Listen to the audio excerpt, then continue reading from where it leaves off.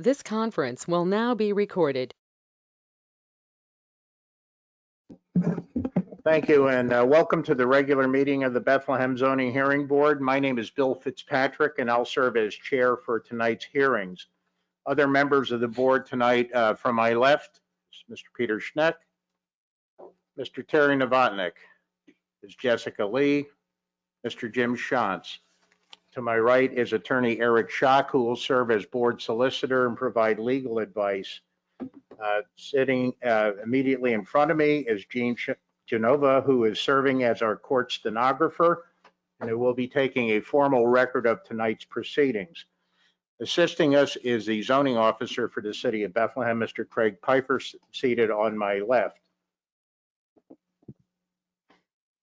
The procedure that we'll be following tonight will be that we're following essentially the agenda. There are 5 hearings listed on the agenda. We will give you an explanation regarding items 1 and 2 and how they're going to be handled.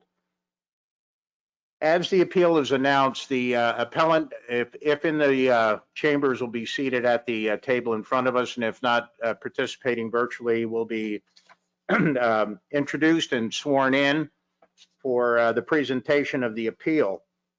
Our court stenographer, Jean Genova, will swear you in, along with anyone else in the audience who may wish to either question or testify. And I would remind everyone that all questions and testimony will be included as sworn testimony and part of the formal proceedings of tonight's board.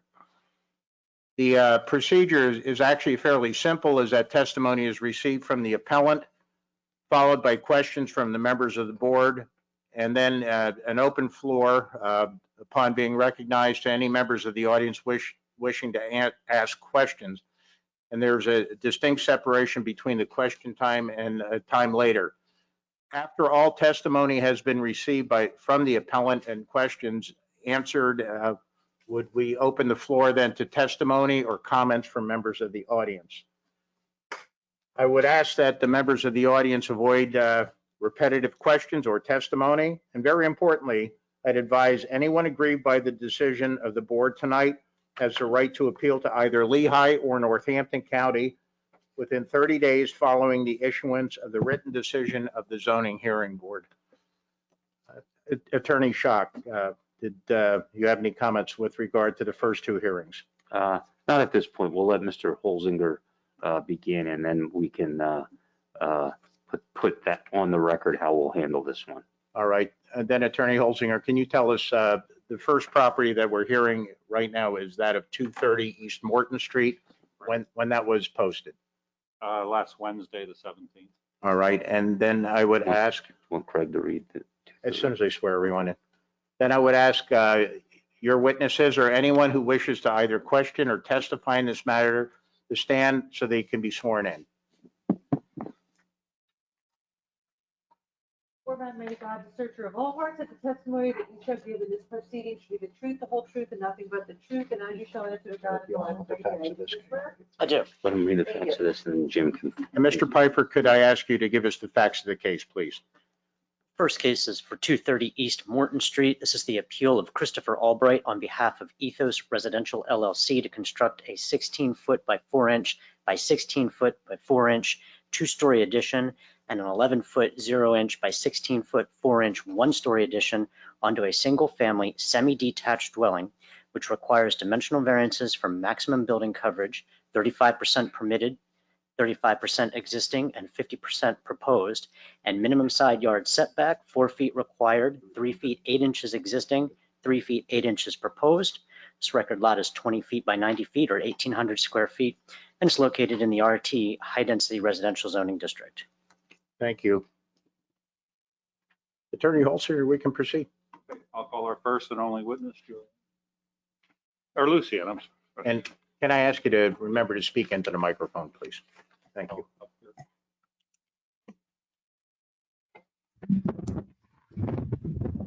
Jim, Is this on? Oh, okay. Is it on? Okay. Jim, did you want to make the new deed A1 and the, oh, sorry, Gene, I didn't realize that. Do you want to make the deed? Oh, All right, go ahead. I thought you were done.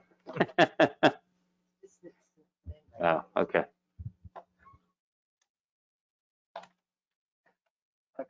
Sorry about that. Am I good? If I may, we're having a change in applicant. We Okay. submitted a deed that was recorded in early March after the filing of the petition. If you recall, this was one that was extended, I believe, from the February hearing to this hearing date. So in that interim, there was a change in ownership.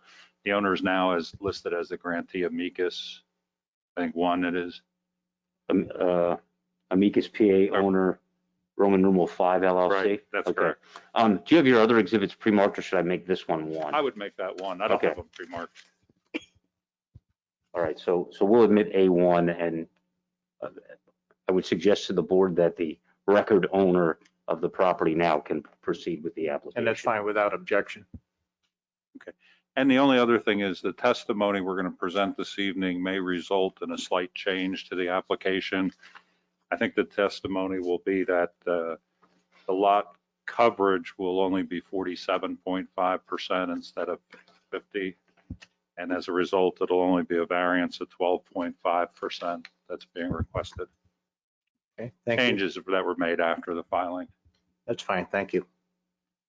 Lucianne, you've been sworn. Would you state your full name for the record, please? My name is Lucienne DiPiase Dooley, and I'm a principal architect with Artifact in Bethlehem. Artifacts located on the south side of Bethlehem. Yes, Who's your partner? Christine Assler Okay. as a principal. And how Could long? you spell your last name for me, please?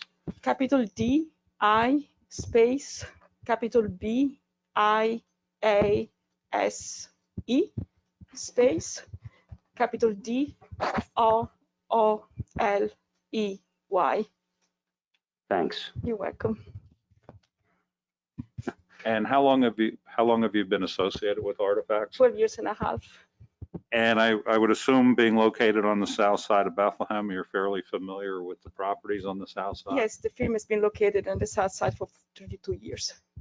And you're familiar in your professional capacity with student housing? Yes, I am. And the property in question on the first hearing tonight is 230 East Morton Street, correct? And do you know the zoning district that's in?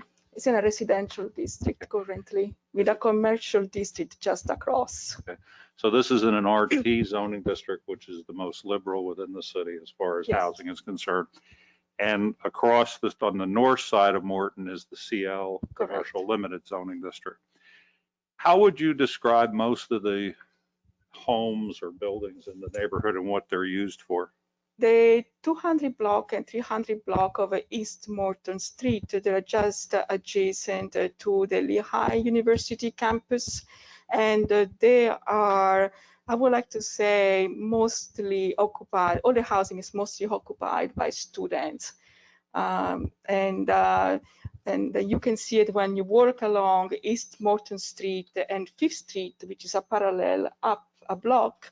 All these houses have a plaque of a landlord that is associated to student housing. And I assume in your capacity as an architect situated on the south side of Bethlehem that you're familiar with recent changes in the student housing. Yes, I am. And does this home fall within the parameters of that? Yes, Okay. And is it your understanding those homes can have up to 5 bedrooms for student housing? correct. And is it safe to say a good majority of those student housing units within this new district have very limited off-street parking? They do. They do. And is that the same with our situation here? We really don't have any off-street parking. Correct. But is it also your understanding that most students park on campus Yes. and then live off campus, so to speak, in these houses? Yes. Okay. Our proposal tonight, with respect to this, there are two variances requested. The first is from side yard. This zone provides for a 4-foot side yard setback. Correct. And it's my understanding that you're proposing an addition that will continue the side, the wall on the side. Correct. How far is that wall from the side, from the what would be the western property line at this point? 3.8, 3 feet and 8 inches. 3 feet and 8 inches. So is it safe to say we're asking for a 4-inch variance on that side? Correct. And in addition, we're not encroaching any more into the side yard than what already exists. No. Okay, so we're already at 3 feet 8 inches. We're just continuing that along the side. Correct. With respect to rear yard, if we extend this building back, will we be in violation of the rear yard setback? No, we are not. We are still within the rear backs, We still would be what? within the distance for the rear setback. Now I'm going to ask if you could go up to the easel, if you could take the microphone with you.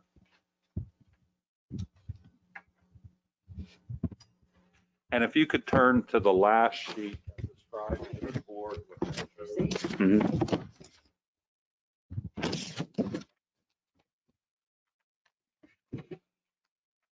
So this is a side elevation. It is a sheet A6.00. And we actually have the elevations for both 230 and 232 East Morton Street. What it is in a lighter horizontal hatch, it's the existing house. And then what shows the addition, it's the darker horizontal hatch. So this is the addition that we are proposing on the first floor. And then on the second floor, we are proposing a step back addition so that we don't have a big mass in the back of the building fronting the other yards. And the step down sort of thing is what necessitated the variance request, because that being a little larger on the bottom. Yeah. And to the best of your recollection, do you recall how many square feet the footprint of that addition is? It's about 250 square feet. Okay. Now, next, do you have an existing floor plan? Yes, And could you walk the board through that? yes.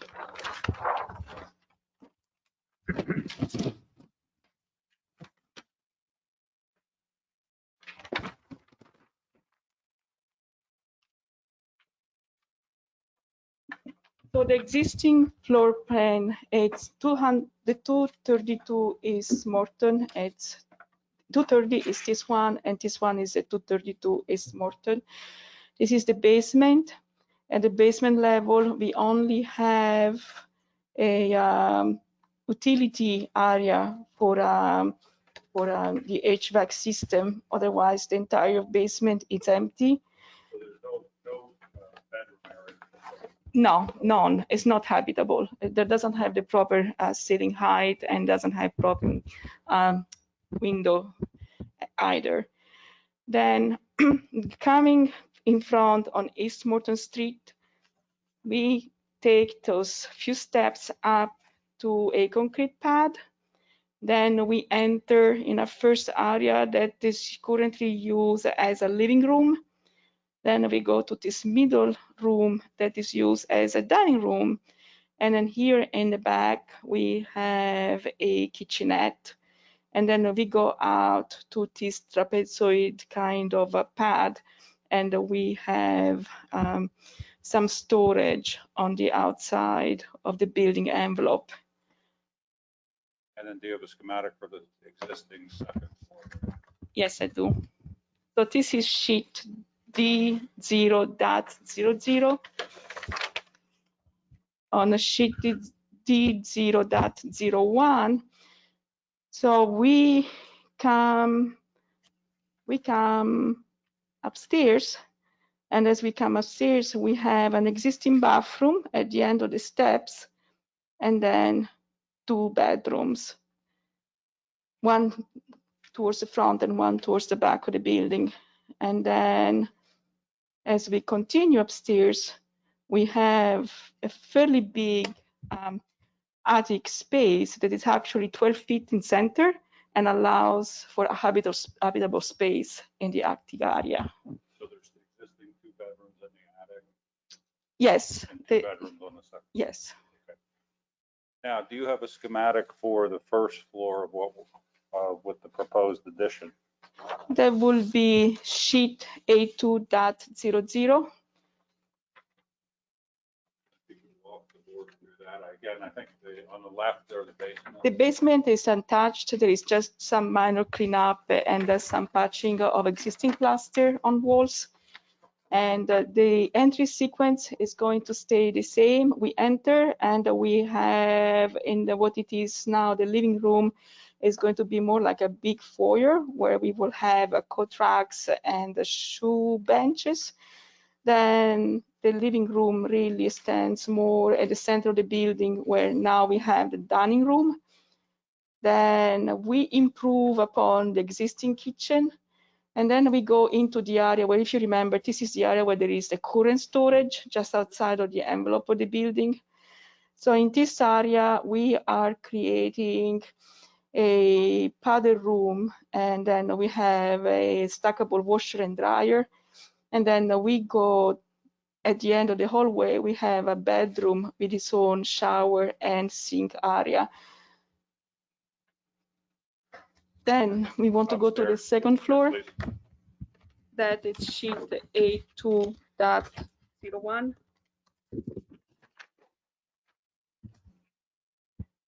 So we go upstairs, and upstairs we have a common hallway where we have organized a very particular way to do bathrooms. We created separated powder rooms with toilets and sinks, and created separated showers with the area that has all the sinks in one location, and it is more prone for communal living than having to share each one a facility. This one allows for more flexibility. In a house of 5 kids, allows more flexibility on who's using the bathroom. And then we still have a bedroom on the front of the building, and we have a new bedroom that the original bedroom is here. So this gets pushed back and it's going to be here. And then we go upstairs and we have the 2 existing bedrooms that are still there. And if you wonder where the livable area of the bedroom ends, you see this line here is where we had the mark of the 7 feet, after which is no longer livable space. Now, with respect to this layout and with the new student housing area in effect, are you proposing this because you're trying to be more competitive with student housing and provide a better living arrangement? Well, the South Side is going through some interesting changes with the student housing, mostly with the new dormitories, where there is, yes, a proposal for a different kind of living, a little bit better with the more amenities. And the housing stock that it's into the individual homes needs to be upgraded to respond to that kind of needs. Lehigh is upping the level of their own housing, so that everybody that I know is involved as a developer in student housing is trying to improve their own facilities as well. So they're stepping it up, and one of the things they're trying to do is create better bathroom, kitchen facilities.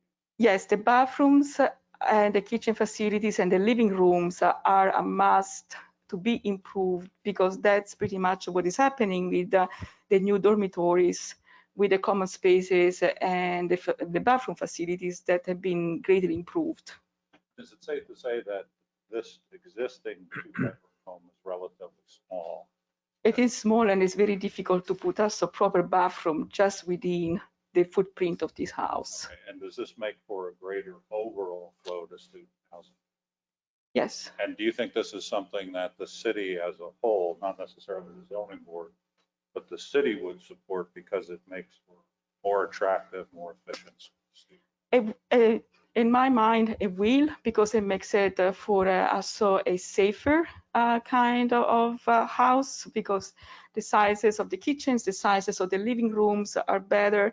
And we are trying to standardize the sizes of the bedrooms to provide for a better living environment for the students. So overall, it is definitely an improvement on the safety of the building as well. Now, one thing with respect to the lot, do you recall the dimensions offhand? The lot is a 20 by 90. Okay, so it's actually an undersized lot within the zoning district. Yes, as many of the lots in this area. Okay, but is it safe to say this is one of the more deeper lots? Yes, And even though you're moving back into the rear yard, you're not violating the rear setback. no. What's your opinion on having a smaller outside yard for student housing? Less party space and the less upkeep of the park of the backyard from the landlord, but it's mostly less space to congregate outside.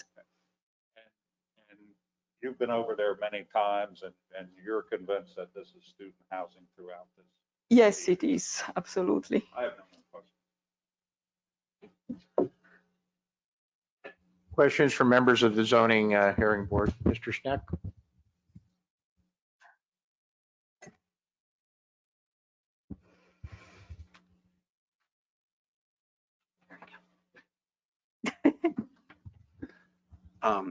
So are you going to be gaining one bedroom?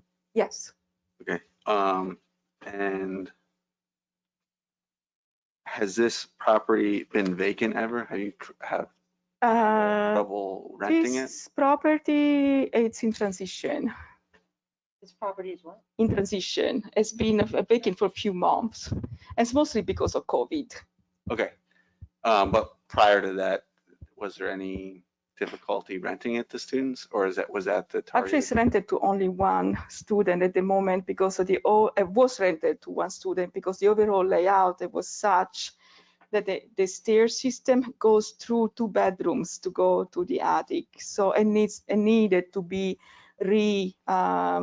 reorganized just to have a better flow with the stairs, because in this moment, the one that is called a second bedroom on the second floor is really a closet or a big lobby.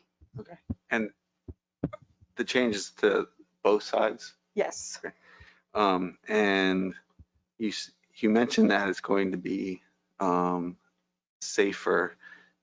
Is that because of the closeness of the people that are going to be living in the house? And it's mostly for the work that is going to be done into the building. And because of how the layout is set up, like for instance, I saw the way how they were trying to avoid to create privacy with the stairs going to was 1 bedroom. It was with some kind of movable partitions. And to go to the attic, you have to go through the 1 bedroom, and the same thing. So everything is a little bit flimsy and put together in a questionable way. So today, I don't think it is a safe house. Okay. I guess that's the neighboring properties. Is A1 kind of showing the? Yeah. I can also show it on the aerial view.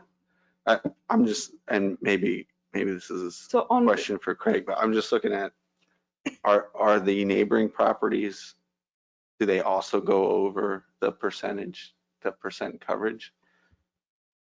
the neighboring properties are slightly over, some are under, some are over. There are a little bit of all kind of situations, but they're all student housing. I guess maybe, There is the one that you see on the side here is actually a garage. okay. Yeah. And then, And on the other side, it's a small house, and that one is actually over the lot coverage. okay. And then 212 seems like a little bit longer of a building Yeah, that too. one is longer, and the backyard is actually shorter because I remember how the fence Goes was in a and out. little bit more in. Okay.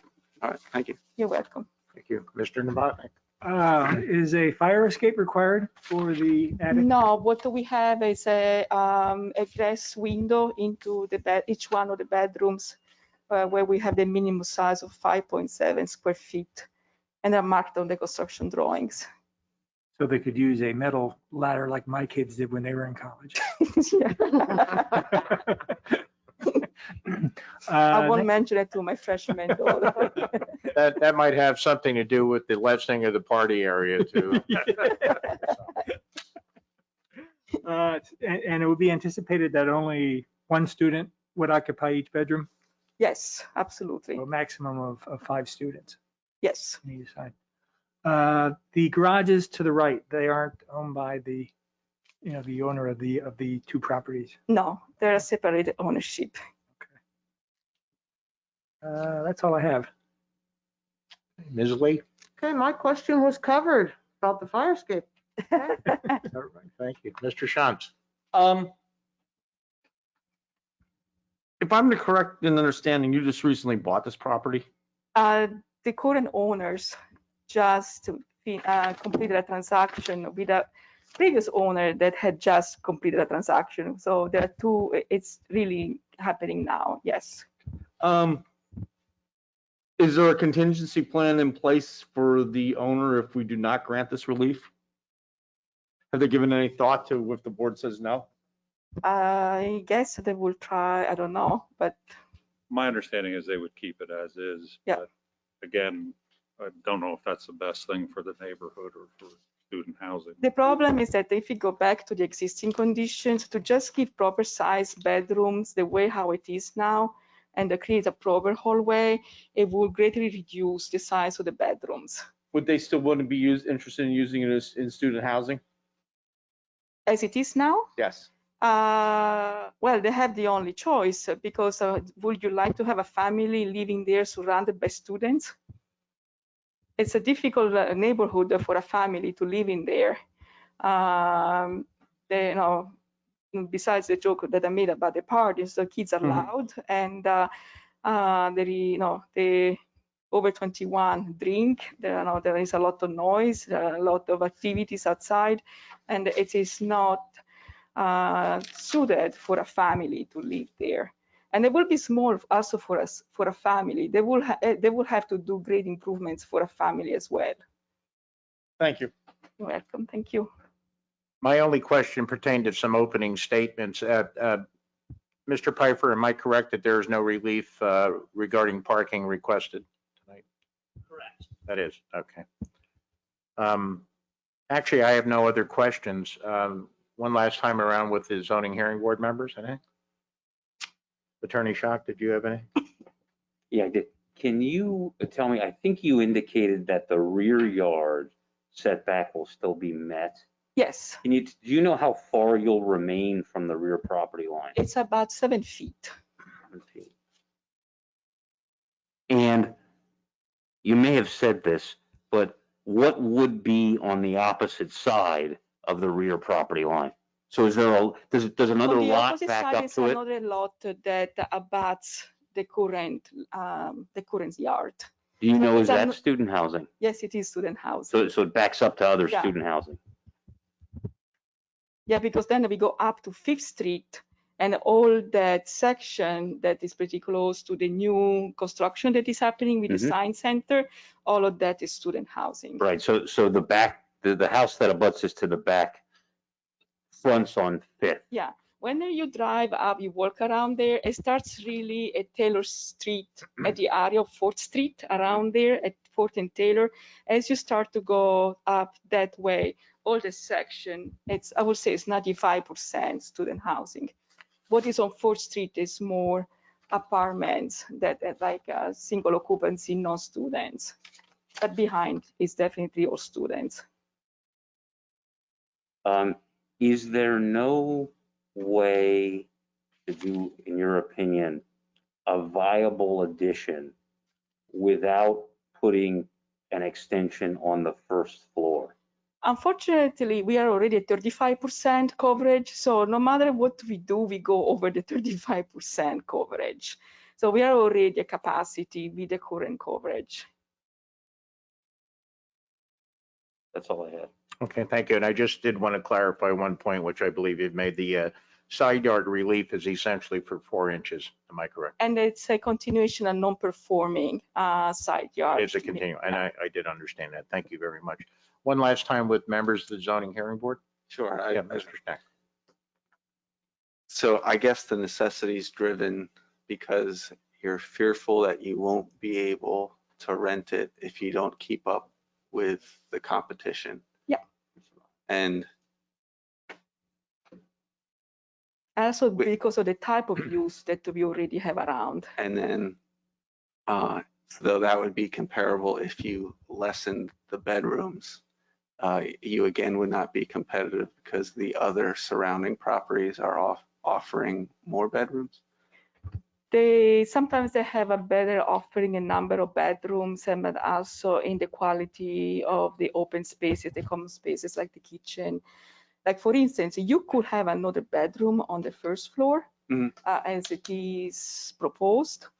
But the one thing that is happening in terms of design and trends, it's that many of the landlords related to this kind of housing are proposing bigger living rooms, bigger kitchens, and bigger bathrooms. And also to bring the washer and dryer on the first floor, because most of the washer and dryers that we have seen are into the basements. And actually the basements are pretty rough, and many times stairs are not appropriate to go down. So that's one thing to increase safety in the usage of the house, is to eliminate access to the basement to the students, and everything, including washer and dryer, happens on the first floor. Okay. So that takes some space too. I actually had two more questions that I forgot Sure. to ask. The first one was, I believe your counsel asked you whether this lot was undersized. Yes. What would be the current minimum lot area requirement to be able to construct this in that district? Well, I have to comply with 35%. That what he meant is undersized to comply with the 35% lot coverage. So I need to have another 12% more in size of the lot. I think if I may, I think what you're asking is what's the minimum lot size? Yeah. Right, so if you wanted to build this today, 6,000 square feet. 6,000. it's 6,000. Yeah. Okay. Correct. Sorry, Right. yes, it's 6,000 Okay, square feet. so then that leads to my next two questions. The minimum lot size would be 6,000. How many square feet actually over are you? So in other words, you're asking for a variance of 12.5%. What does that represent based on this lot? That's 250 square feet. Yeah. 250? Yeah. I thought you might have said Yeah. that. Okay, so 250 square feet, but the lot is, if I heard you correctly, It's the lot not- is 4,200 square feet deficient, Yes. because you said it's 1,800, right? But it's pre-existing. Right, right. And I guess my question was, based upon the math, if this were a conforming lot, you'd be way under the required. Oh, absolutely. It's just the house on the small lot. Okay. 288 square feet to be precise. Is that correct, Mr. Pfeiffer? Is that? So just a clarification. Yeah. The 6,000 square feet applies to a Oh, two-family, and it's 3,000 per each side. Okay, so So what they would need right now is 3,000, they have 1,800. they need 1,200. They need to increase the lot by 67% to be compliant. Okay. if I got a Last couple. questions? Go ahead, Mr. Schatz. Just two questions, and they're both follow-ups to earlier testimony that you presented. Would it be a deal breaker if we put a condition that no one would occupy the basement? That the basement would not No, be? it will be really, as long as the landlord can use it for checking utilities and things like that, that's absolutely fine. Well, I meant as a bedroom. The one unit at 232 East Morton currently has a bedroom and a bathroom. And if you go through our drawings, we are eliminating that Okay. because it's not legal. Okay. I was going to ask that question. I don't think you'd be allowed to do that. No, correct? That's but what she when said we when went to she- measure the the buildings drawing. and we went into the basement, we asked the question, what is this? And then they were very proud, the two previous owners, they were very proud to tell us, oh, it's a bedroom. And like, who lives here? It's not allowed. And yes, that's not a deal breaker. We would stipulate to no Okay. bedroom Yes. or bathroom facilities in the Okay. basement. Perfect. And then the second is the follow-up to it. You also testified there was going to be one person per bedroom. Yes, You have no problem if we put a condition on it for that? no, Perfect. absolutely no. Thank you. You're welcome. Can I ask Mr. Piper, is that the requirement? Yes, thank you. So, Yeah. so in answer to both Mr. Shantz and Mr. Schneck, Yeah. the magic number of 5 comes from that's the maximum unrelated persons that can live in Yeah. one single family dwelling. So unless they wanted to unnecessarily double bunk in one room and leave one vacant, they could only have one person in a 5-bedroom house per Correct. bedroom. Yes. Is that correct? Yeah. Okay, just so we're clear. I guess they could all share one room and because they don't have outdoor space, use that for the party, but, Don't give them ideas. I was gonna say, I feel like resurrecting how many can fit into a phone booth or whatever from the 50s. There is a And- porch. yeah. Any final questions from members of zoning hearing board? If not, are there any members of the audience who wish to ask a question only with regard to the testimony that's been presented? If so, please unmute your microphone and identify yourself.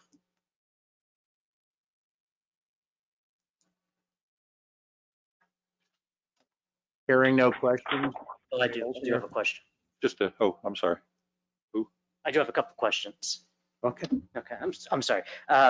Lucine, you mentioned. Lucien, sorry. You had mentioned the dimension for the rear yard setback. I may have misunderstood. Did you say 7 feet? We have to keep 25 feet at the back, and we have still 7 feet to go to the very back to get to the limit So of the from the new addition to the rear lot line, what is that dimension? 32. 32 feet. Yeah. So you're more than compliant with Yeah. what the dimensional Yeah. requirements are. Thank you. The second question I have is, are there intended any signage for the front of these buildings? I believe the only thing that they're going to have, obviously the house number, and then like every other landlord, the plaque of the company that owns the building, Okay, and which I believe, by the way, that they were already there. They're already there, and they've been recently changed to the new ownership. and that's to my point. Those are illegal signs put up without zoning permits. Okay, And I just want to be very clear on the record that what is permitted is 1 square feet, one sign at 1 square feet. Thank you. and those are 12 by 12 now. It's really a little sign. If it's the 12 inches by 12 inches, then Yeah. that's a compliant sign. Yeah, it's the 12 by 12. It's not bigger than The that. previous Ethos signs were significantly larger than that. Oh no, those are small. And I'll measure it for you, and I'll make sure that they match. Thank you. I appreciate that. Attorney Holting? Just a couple follow-up questions. Absolutely, please. Real quickly, if a family lived in here, say with young children, where would they park? Would they have to drop the children off and then go hustle up a parking space somewhere on the street? They wouldn't have the ability to park on No, campus. there is no ability, and even the zoner parking deck would be too far for them. And with respect to the bathrooms, do you think the design you're employing here is something that would be attractive to students with the multiple shower areas, multiple toilet areas? Yes, And is it safe to say that the cost to do this type of renovation, adding those types of conveniences, would be expensive? So in a way, that's why the owners are looking for five students to be able in here. yes, that is an accurate statement. Okay. And finally, would it be safe to say that this is the kind of upgrade, in your opinion, is this the kind of upgrade that the new city ordinance is trying to facilitate? Yes. I have nothing further. All right, Attorney Holting, let me just canvass to see if there's any testimony in case you'd like to make a closing statement. At this point, I would welcome any comments or testimony from members of the audience. If there's anyone who wishes to speak, please unmute your microphone and identify yourself.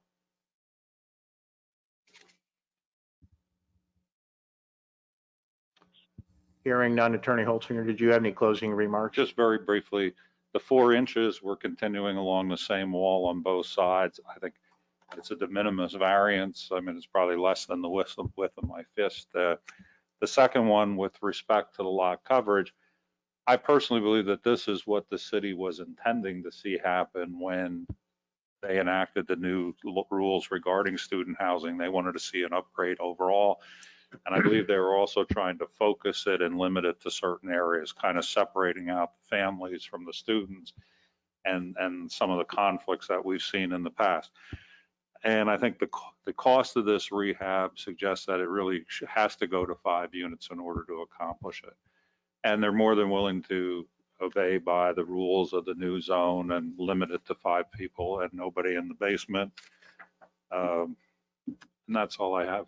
Thanks. Okay, thank you. Gene, we're going to go off the record and into executive session. We meet out in the hall.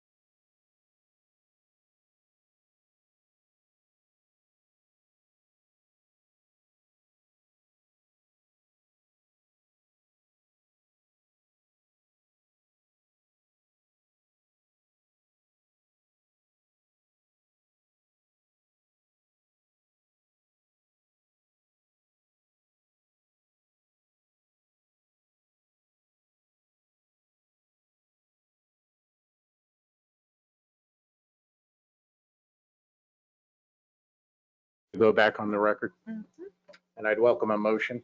Mr. Chairman, I would like to make a motion to approve the appeal of 230 East Morton Street, subject to the following conditions. One, that the renovations to the house be done as testified, both in the interior and exterior. Two, that the basement never be converted into living space with a bedroom. And yep, that's it. Do I have a second to the motion? I'll second. Mr. Schneck, Yes. Mr. Novatnik, Yes. Ms. Lee, Yes. Mr. Shantz, Yes. Mr. Fitzpatrick. Yes. Your appeal's been granted, subject to the two conditions, which I think were discussed. Attorney Schock, will you discuss how we'll proceed with the second hearing then? Yeah, I think I'll ask Mr. Piper to call it, but then, Mr. Holzinger, you're welcome to incorporate the record from the first one and then just have some brief testimony with regard to, I think you said, some minor differences in this one. Well, I think with this, if we stipulate to nobody in the basement and no bathroom, that resolves the Okay. difference. Yeah, and you can just say that then on the record. All right. Mr. Piper, if we could ask you for the facts of the case, please. This property is located at 232 East Morton Street. It's the appeal of Amicus PA 5 LLC, and correct me if I got that wrong. It's to construct a 16-foot by 4-inch by 16-foot 4-inch 2-story addition and an 11-foot 0-inch by 16-foot 4-inch 1-story addition onto a single-family semi-detached dwelling, which requires dimensional variances for maximum building coverage, 35% permitted, 47.5% proposed, and a minimum side yard setback 4 feet required, 3 feet 8 inches existing, and 3 feet 8 inches proposed. This record lot is 20 feet by 90 feet or 1,800 square feet and is located in the RT High Density Residential Zoning District. Thank you. In the interest of being cautious, I'd like to ascertain if there are any members of the audience with us virtually who will be questioning or testifying in this matter. If so, would you unmute your microphone and identify yourself, please? Hearing none, I believe we can proceed because everybody else has been sworn in. Attorney Holzinger. If I may, property was posted last Wednesday on the 17th.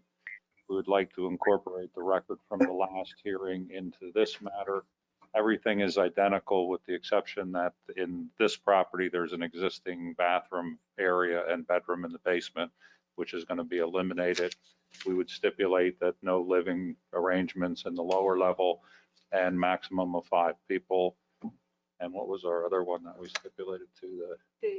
The visions will be. Oh yeah, the renovations will be as shown on the sketch that was, the joint sketch that was submitted in the first hearing. And then the only different exhibit we have is the deed for this 232. And we'll make that A1 in this case, and then all the other ones will match up. Yes, thank you.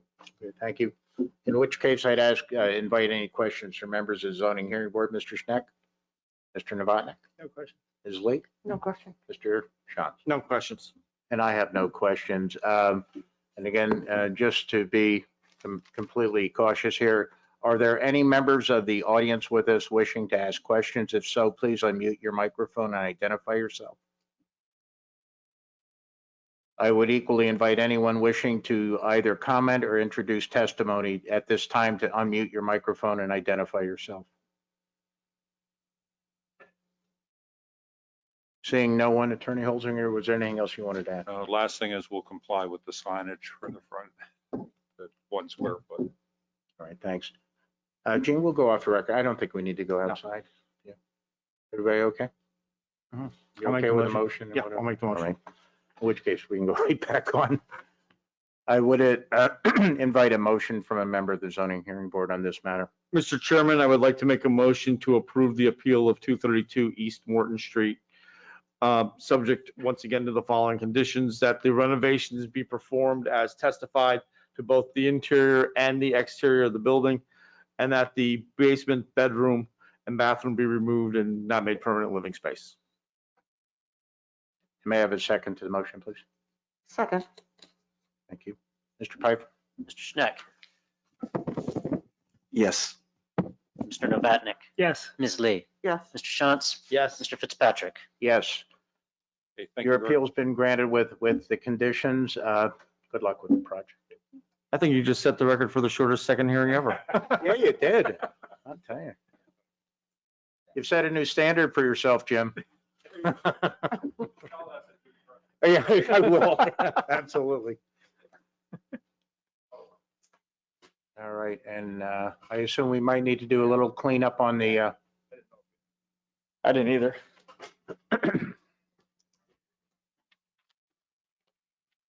Which one's next? 4th Street. I can share my packet with you. I just didn't, I had the wrong agenda in this one. Why don't I share this with Good you? night. Good night. I'll just pull it from the other one. Are we okay to go on? You all right? Okay. The next hearing is the, that pertaining to 708 East 4th Street and the appeal of Santiago Martinez.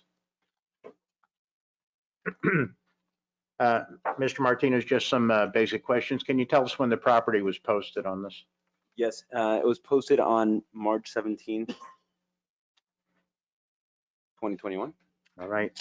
At this point, I would ask you to please stand. Or anyone else wishing to question or testify in this matter, please stand and raise your right hand to be sworn in. You have somebody that's on the phone.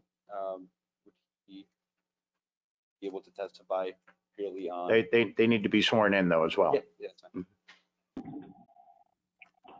Hello, this is Aon. Raise your right hand, please. There we go.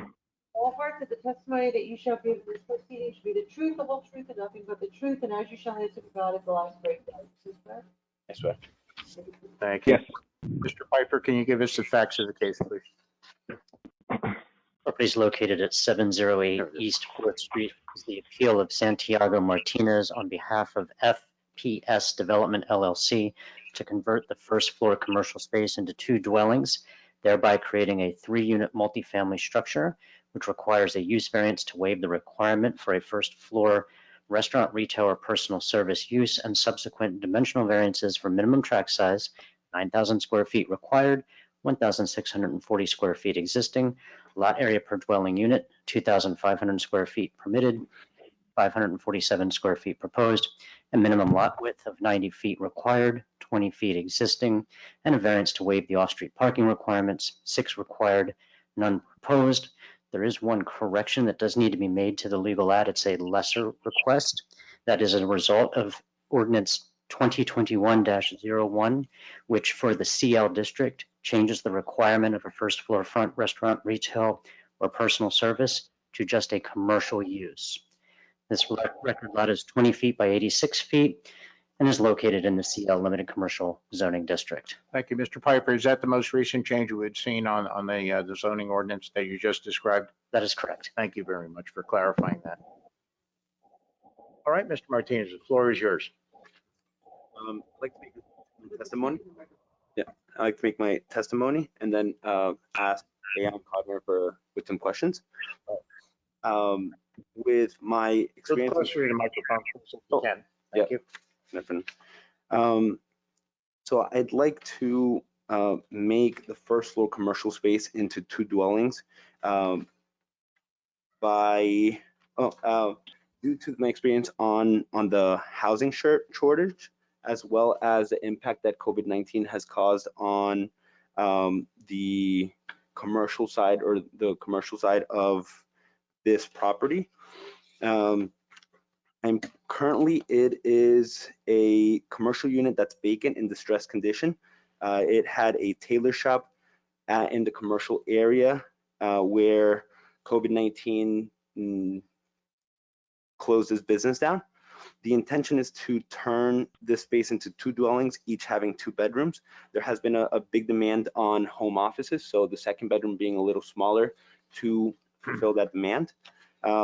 This would best benefit the surroundings because it would match the residential use for the right next door, as well as it turn the status of a vacant and distressed property into more of a modern industrial feel. The facade won't be touched. It would stay the same, especially since it's under the historic district. The two variances that I'm for, one is for the parking spot. Since it's a property that is landlocked, half a double property, and constructed in a densely developed neighborhood, I won't be able to create any kind of parking in our space.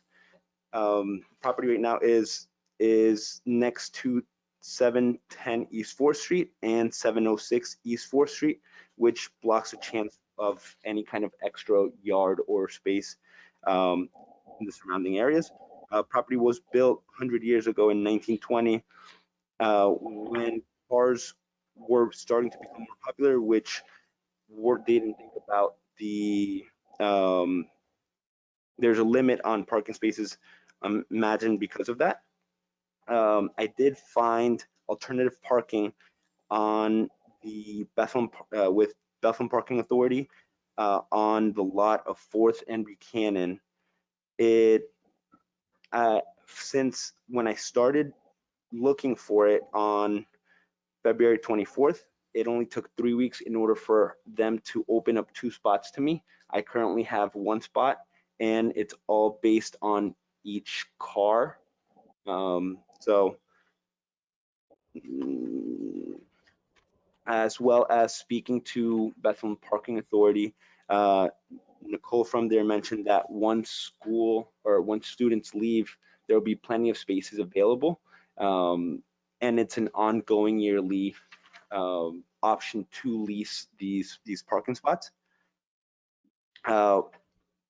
Another variance or the hardship that I'm experiencing with this property is I've had way more demand for residential units, and even attempting to market this property, there's been such a limit to the amount of potential tenants that can occupy it.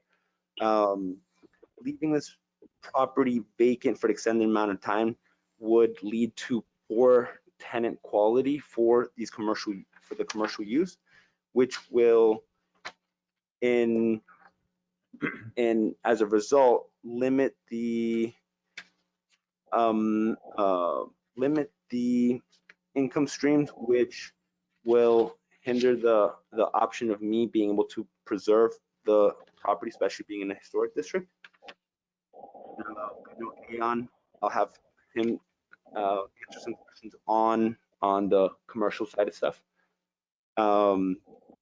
as well as in the block itself. I was able to find 5 residential multi on that same side of the block. Them being 720 East 4th Street, which is a 3-unit, 730 East 4th Street, which is a 3-unit, 732 East 4th Street, which is a 3-unit, as well as 2 units that are 718, as well as 748 East 4th Street.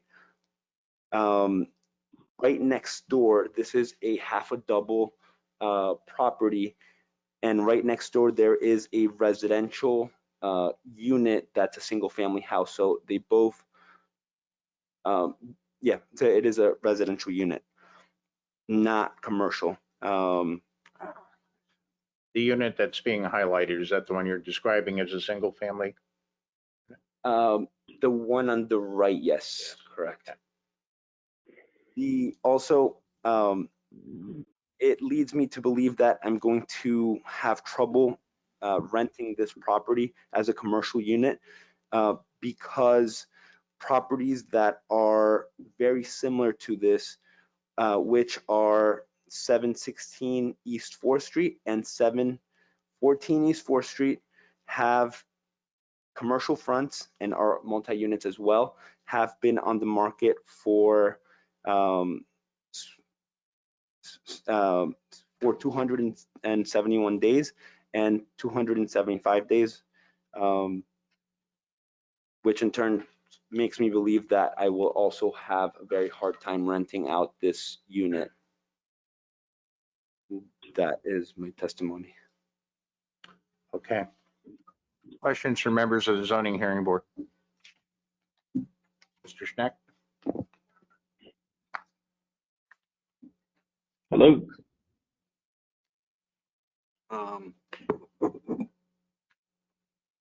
Would members of the audience please mute your microphones? So the first floor is going to have two apartments? Correct, yes. Where is the second, and or how do each tenant enter through the front door? Yes, so I have, in order to reduce the amount of disturbance for each tenant, I have separated each exit or entrance and exit with the map that, with the layout that I have. We're looking at it north, it being on, the entrance being on the south side. So the south right door is entrance to the top unit, which is already residential currently. That was a common area once you come in.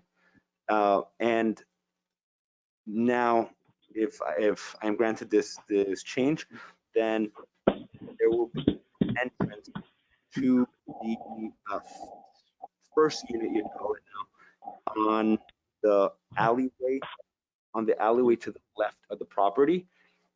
And then around 15 feet later, there would be another entrance to the third unit. So both the entrances to the apartments are in the little alley that are to the side of the. Yes, I did see similar properties with alleyway or back entrances, similar in that block, which I noticed were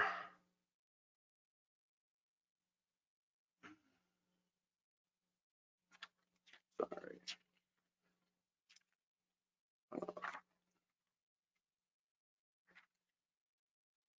The properties with side or back entrances in close proximity are 712 East 4th, 714 East 4th Street, 716 East 4th Street, 730 East 4th Street, and 732 East 4th Street. Do you know if the building that shares that alleyway with you, do they have an exit or an entry in the alley? They do not, but I did speak with the owner who owns the property that's attached, as well as the other one, right on the left of 708 East 4th, and he said it would be okay. He's not here to testify, but that is something that I did bring up to him. Maybe Craig, is that his alleyway? Thank you, Mr. Schneck. That was the question I was going to ask. I do not have a site plan that shows the lot lines in relationship to the building and whether that alleyway is shared or is on one or the other parcel. That'd be something our applicant would hopefully be able to answer for us. Currently, I do not have the answer to that. I did see in the deed that it had certain distance between the starting of the property to and the left of the property. And from what I could say is in the past, that alleyway has been shared. Currently, there is a double door on the beginning part of the back section of the property that opens up to that alleyway. When you say the property, which property has a double door? The one next to you or the one that you're proposing to changes on? The one I'm proposing to change Thank you. has a double door. Thank you. Do you know the width of that alleyway by any chance? No, I don't have clear measurements. Would there be step ups into your apartment, or is that would they be on grade? On grade, if I remember correctly. Do you think a wheelchair could get down the alleyway? To the best of my knowledge, yes.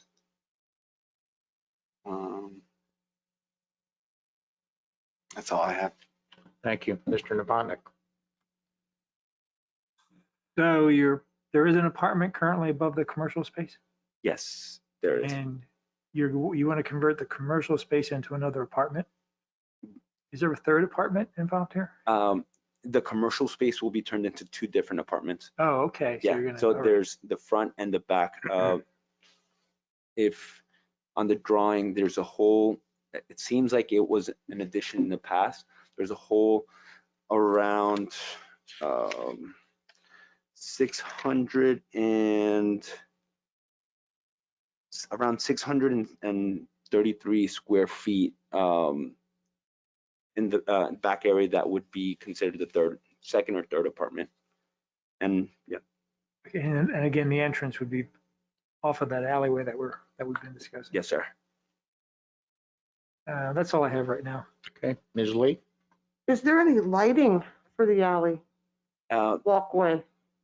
That's certainly something we can add. It wasn't proposed on the plans, but it's Just for safety's sake? I can't certainly. imagine Yeah, walking through there to get into my apartment. There's no Yeah. light.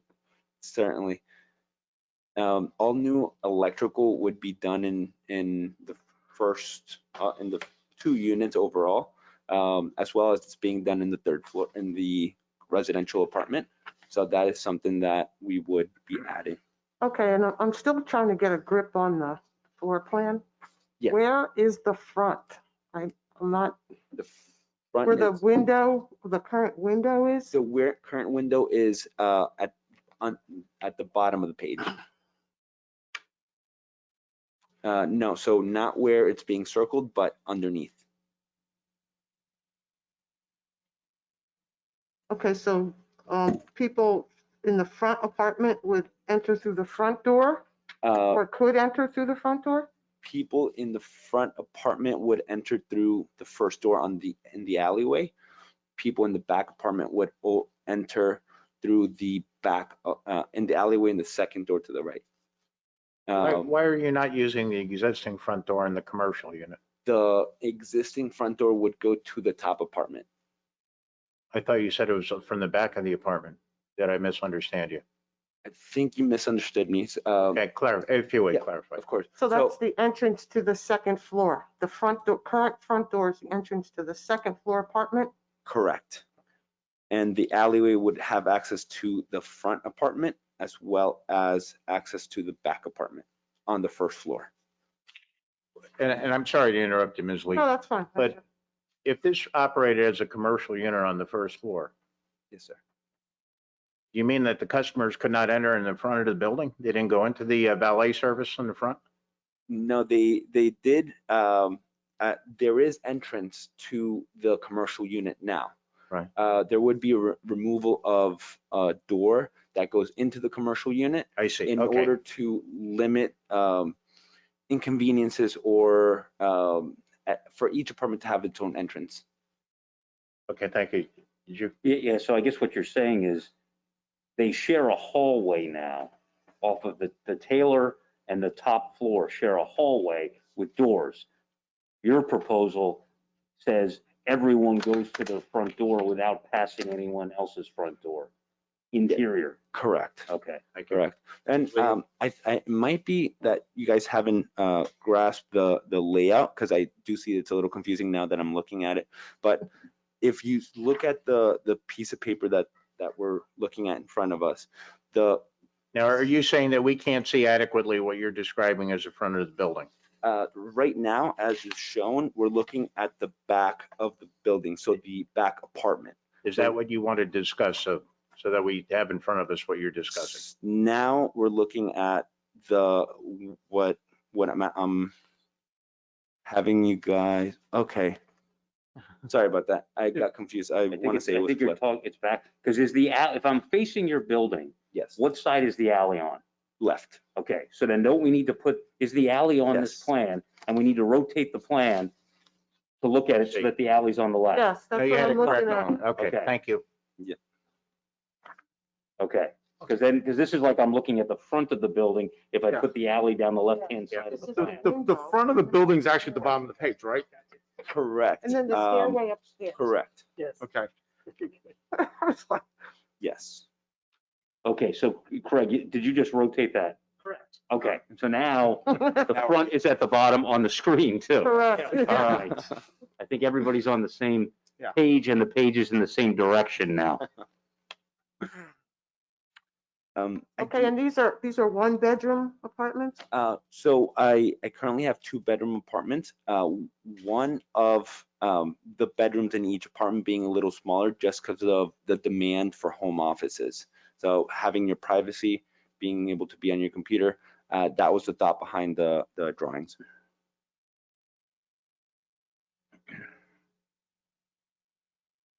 Okay, and any windows?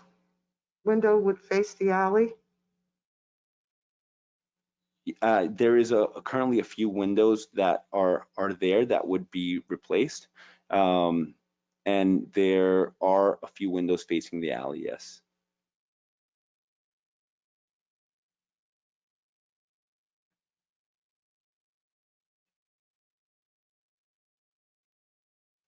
Okay, that's all I have for now. Okay, Mr. Schatz? Does the second floor apartment cover the entire space of the 2 first floor apartments? No, it only covers the front apartment length and width. So the second floor apartment is roughly the equivalent, if this is 4th Street, first proposed apartment. So that's the second floor apartment basically covers just where the area of what would be the first proposed apartment. Correct. What's in the back half of the building? It is just flat roof. And behind the building, there's like don't have exact dimensions, but I want to say 6 by the width of the building of the yard, which I might be able to tell you, maybe like 6 by 15 or so, or of a small little yard. Why 2 apartments and not 1? Mainly because of a just cost effective scenario where I'll be able to make sure that there's enough income stream to be able to take care of the property itself. It is located in a historic district, so I want to make sure that we're taking care of it. It doesn't go vacant or abandoned or anything close to what it was before or currently is. How long have you owned the building? It was purchased January 4th of this year. Did you buy it with the intention of converting it into 2 apartments, or did you buy it with the intention of renting it out as commercial space? Renting it out as commercial space. The more I dug into the commercial space, how that's performing, talking to Aon, and seeing multiple vacant properties that are very similar to this one, 2 doors and 4 doors down, made me want to fight this battle in a sense. Okay, thank you. I'd like to follow up on that. Did you make any attempt to rent this out commercially? Yes, so it was marketed into 3 different places, as well as in constant communication with a commercial real estate agent. For how long? If you just purchased it in January? Yeah, it hasn't been too long, but it was posted on Facebook, I want to say February. I don't recall exact dates, which none of the times that I've marketed would give a great determinant on the hardship, but basing it on properties that are very similar to this one and have gone through almost a year worth of it being not occupied and being on the market continuously, gives me a reason to feel that I'm going to have trouble renting it out. So that's more of the basis on why I'm looking to change into residential. Okay, thank you. Do you know, were any other properties rented out successfully for commercial use in that block? Say within, as I understood your testimony, you were outlining almost an entire year that other properties were marketed and unsuccessfully. But I'm trying to ascertain, because you're asking for use variance, which is a very high standard to prove the hardship. Okay. So that was my question to you about your own marketing of it. Do you know, have any of the other properties been successfully marketed as commercial properties? Successfully marketed and have a tenant in there? Is that what you're asking? That's correct. I'm And if you don't know, you can just say, I'm just curious. not sure.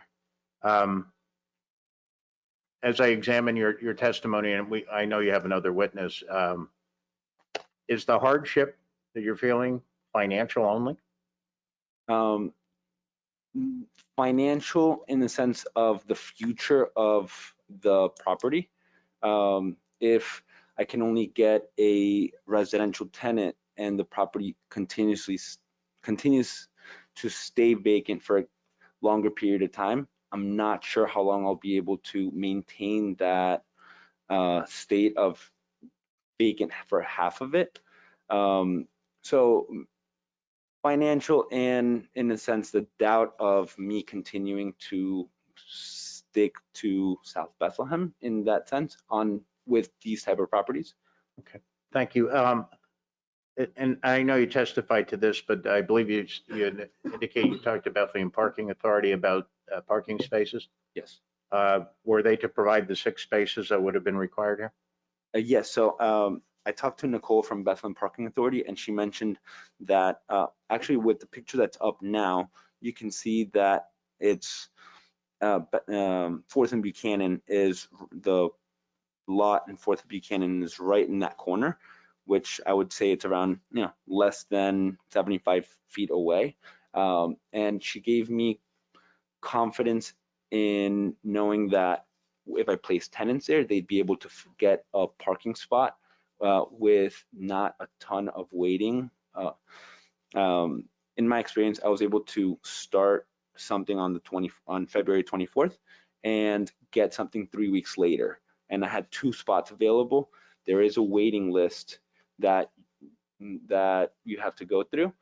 And it was pretty fast for me to get it. And once you have a spot, you get to keep it until you decide not to use it anymore. So if we're talking about renting a property out for long-term tenants, it shouldn't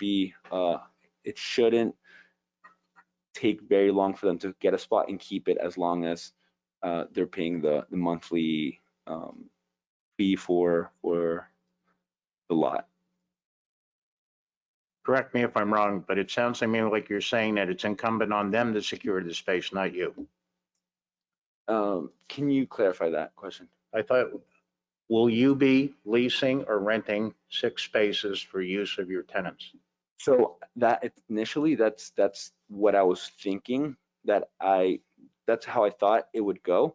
When I talked to them, they mentioned that it's more based on the vehicle itself. So I tried to secure 6 spots, and they mentioned, "Oh, do you have 6 registrations?" I'm like, "No, I have 1." So I ended up registering 1 vehicle so I can understand how it all works. So it's not based on the landlord, it's more based on the vehicle itself and the tenants. So that each tenant would be required to lease their own space, Correct. independent of your lease with them. Correct. Thank you. I have no other questions. And anything else from Jim? May I actually ask a question? I'm looking at the photos of the buildings. Yes. Yours is the building on the left, correct? Yes, sir. Side on the right. Is that first floor? Is that an apartment or is that a business? It's an apartment. It's a residential apartment. So the first floor on the building on the other side is it 1 apartment or 2? Single family house. Single family house. I just have one quick question, Mr. Pfeiffer. Does the history of this unit, was this originally built as a house and then converted into a business? Correct. So there is precedent that way back when it was a house, single family house converted into a business, and we're trying to convert back to apartments. When the structure was constructed, it was constructed as a duplex. Okay, thank you.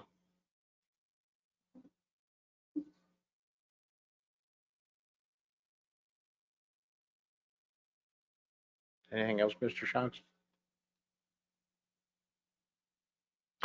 Yeah, one last question. If you were to walk up and down 4th Street, how many vacant businesses are there? You know off the top of your head? On that side alone, I saw the two that look very similar to mine.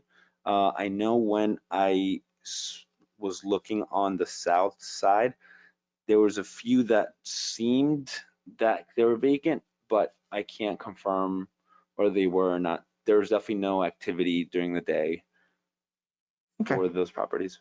Okay, thank you. Okay, and one final question, Mr. Martinez. The alleyway that we talked about, is that paved? Is that paved? Yes, sir. It is. Okay, thank you. Attorney Schock, did you have any? Yeah, I just have a couple. I would like two clarifications from the zoning officer. The apartment on the second floor has 0 parking spaces now, correct? Correct. Does that number of 6 required impose a parking requirement on that apartment also? Correct. Okay, so really, it's operating at a deficit of the 2 that he would need on the second floor already, correct? Correct. Okay, the Taylor on the first floor, how many would that have required? It's been based on the square footage. One moment. Okay.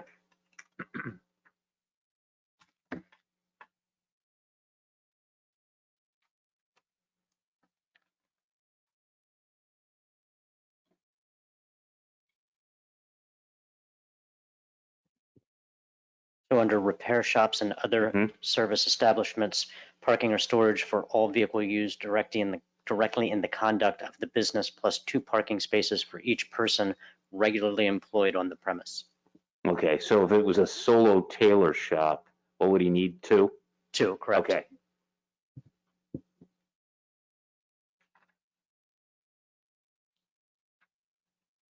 And then my second question is, I just want to clarify, because you said the use variance has changed slightly because of the ordinance change. Correct. Can you clarify, because I believe we've had this discussion in the past, would it be permissible to, from a use perspective, I know it wouldn't meet dimensional, would it be permissible and no use variance required if a tailor shop remained in the front half and an apartment was in the rear? Correct. Okay, so there'd be no use variance. He still would need the variance for the lot area at that requirement. Correct. Okay.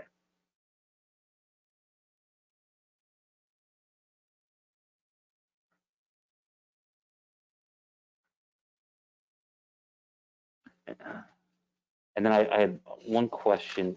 If you could just clarify a statement you made, which was 714 East 4th and 716 East 4th have been on the markets for 271 days and 275 days. Do you mean they have a vacant business space on the first floor that they're trying to rent and have been unsuccessful, or are they selling the entire building and they've been unsuccessful? Because you bought a whole building with a vacant space on the first floor. Theoretically, there could be other people who are just trying to rent out their first floor and can't. Correct. No, good clarification.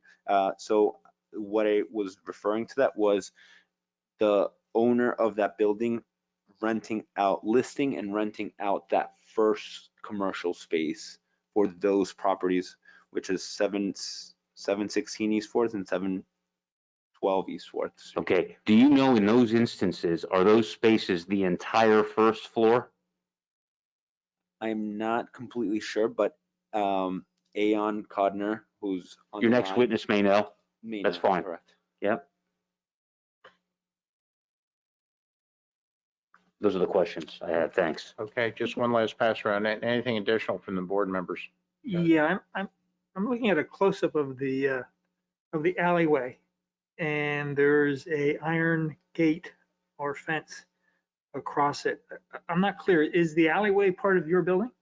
At the moment, it's shared. I also spoke with Gabby, I don't know his last name, but who owns the other half of my building, as well as the left, which has the barbershop and the unit.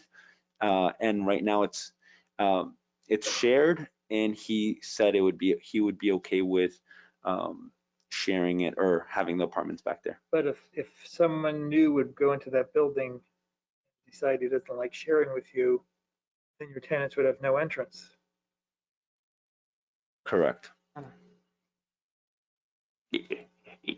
If there's no independent right to use it, like you haven't clarified, have you, whether you have irrespective of whose property it may be on, you haven't clarified and don't know whether, even if it's on the barber shops, that you'd have the right to use it, like an easement as opposed to the ownership. We don't know that answer, I think, correct? Correct. Okay. That's it. Okay. Anything else from members of the board? Any follow-up? Yes, I think we need to know the width of the alley walkway. Mhm. Like you said, for handicap, wheelchairs, et cetera.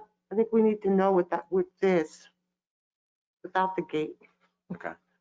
And if it's clear all the way from front to back, we can't see. Oh. Do you know that dimension? I don't know the You dimension. do not. Would your next witness know that?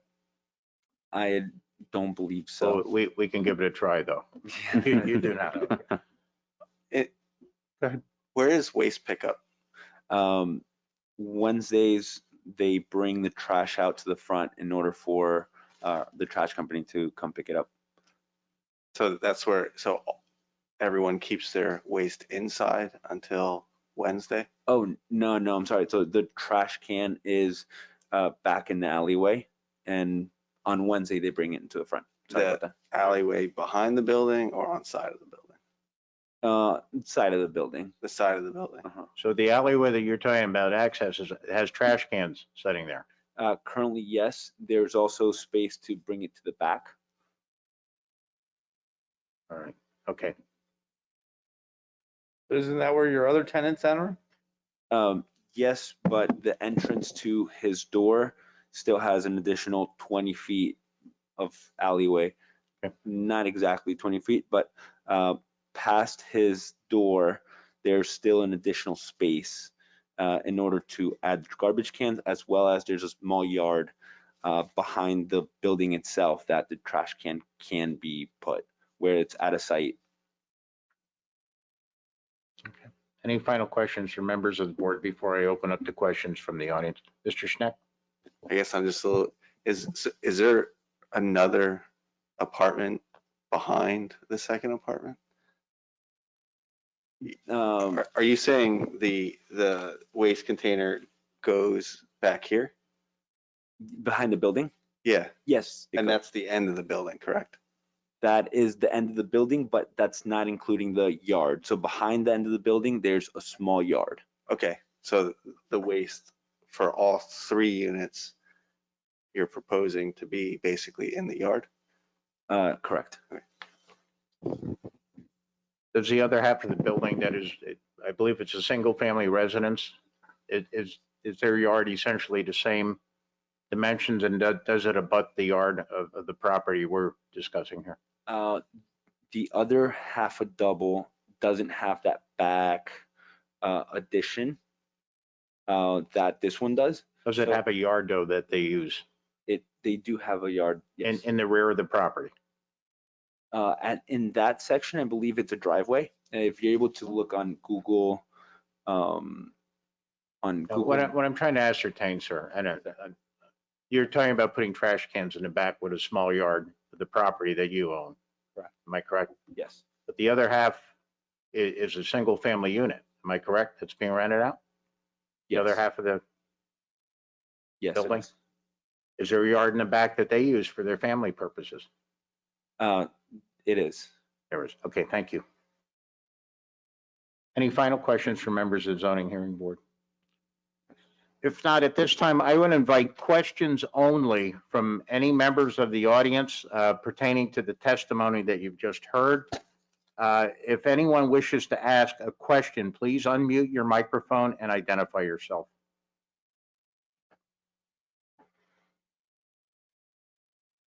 Question. This is Aon at Keller Williams Real Estate. Wait. Could you give your full name, please? Yeah, this is Aon Codner from Keller Williams Real Estate. Could you please spell that? AYON last name Codner, C-O-D-N-E-R. Now, Mr. Codner, you're going to ask questions of the testimony you just heard. Am I correct? Yes, because I really wanted to kind of understand if 708 and his neighboring property already have a residential unit, what would be the same requirement for him to change the ground level, creating now the same use that it was before in the past as a residential? Your questions must be addressed to the applicant, not to the zoning hearing board. Okay.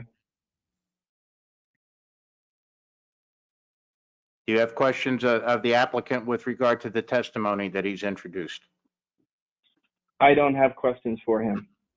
All right. Is there anyone else in the audience who wishes to ask a question? If so, would you please unmute your microphone and identify yourself?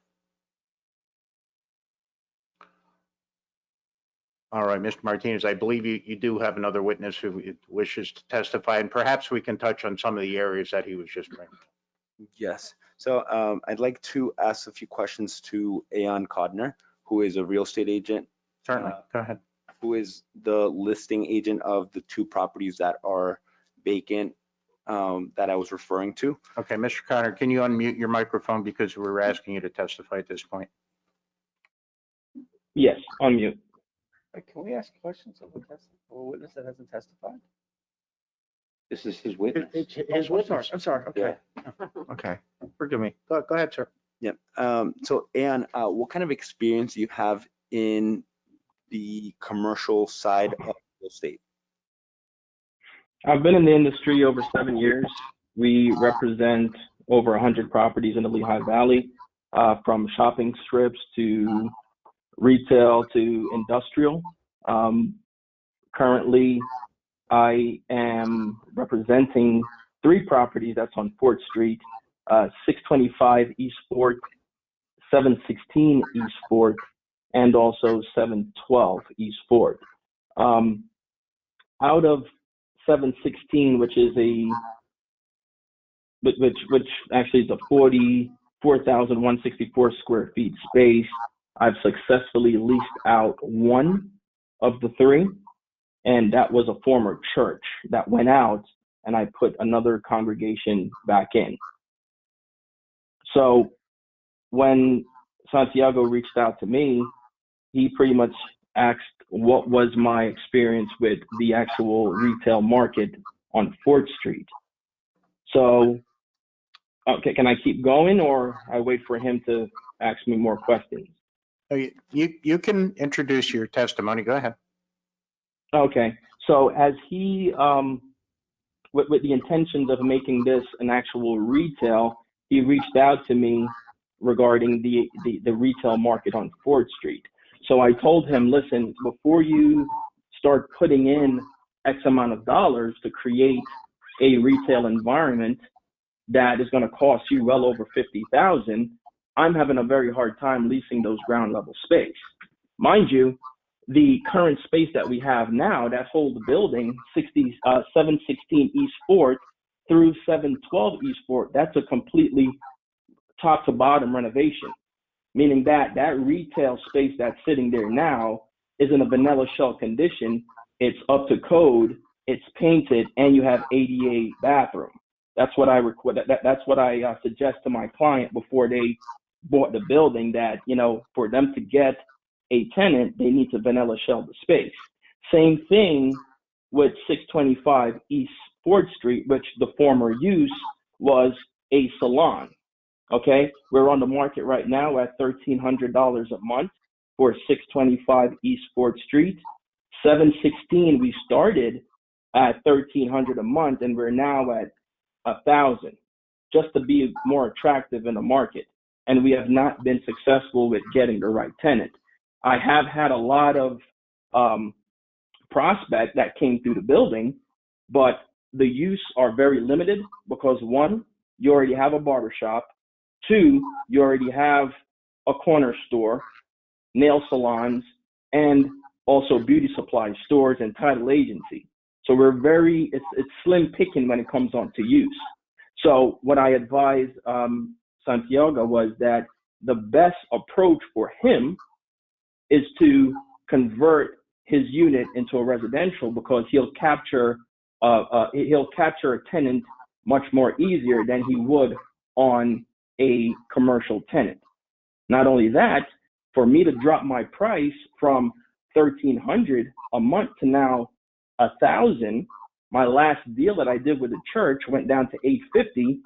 He'll be losing, so he'll get more money on the residential side of things than he would currently on this block with commercial. So before he hit a hardship, that would be the best approach for that actual use for his building. Not only that, the square footage, when I enter and I saw his building, because he did reach out to me for help, and I told him, listen, I don't want the listing, because he had his approach with Craigslist and multiple ads, and he didn't catch anyone. He reached out to me because we have a bigger hand. We have LoopNet, Craigslist, MLS, and it's been unsuccessful. In addition to that, we have COVID.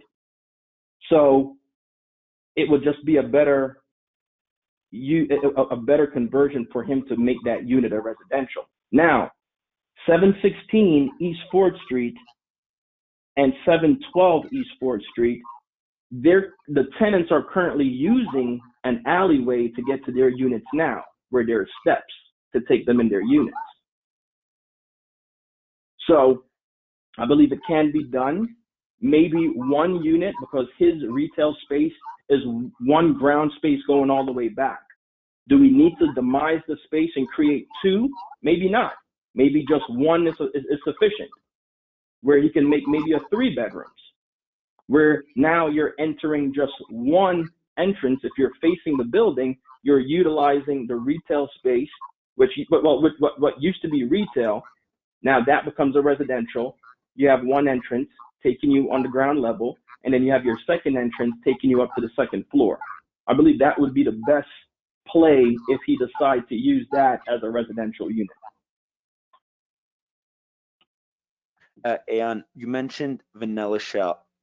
In the commercial retail space, when you're prepping a property to be in vanilla shell shape or condition, normally how much for a space like 708 East 4th would it take for us to get it to vanilla shell?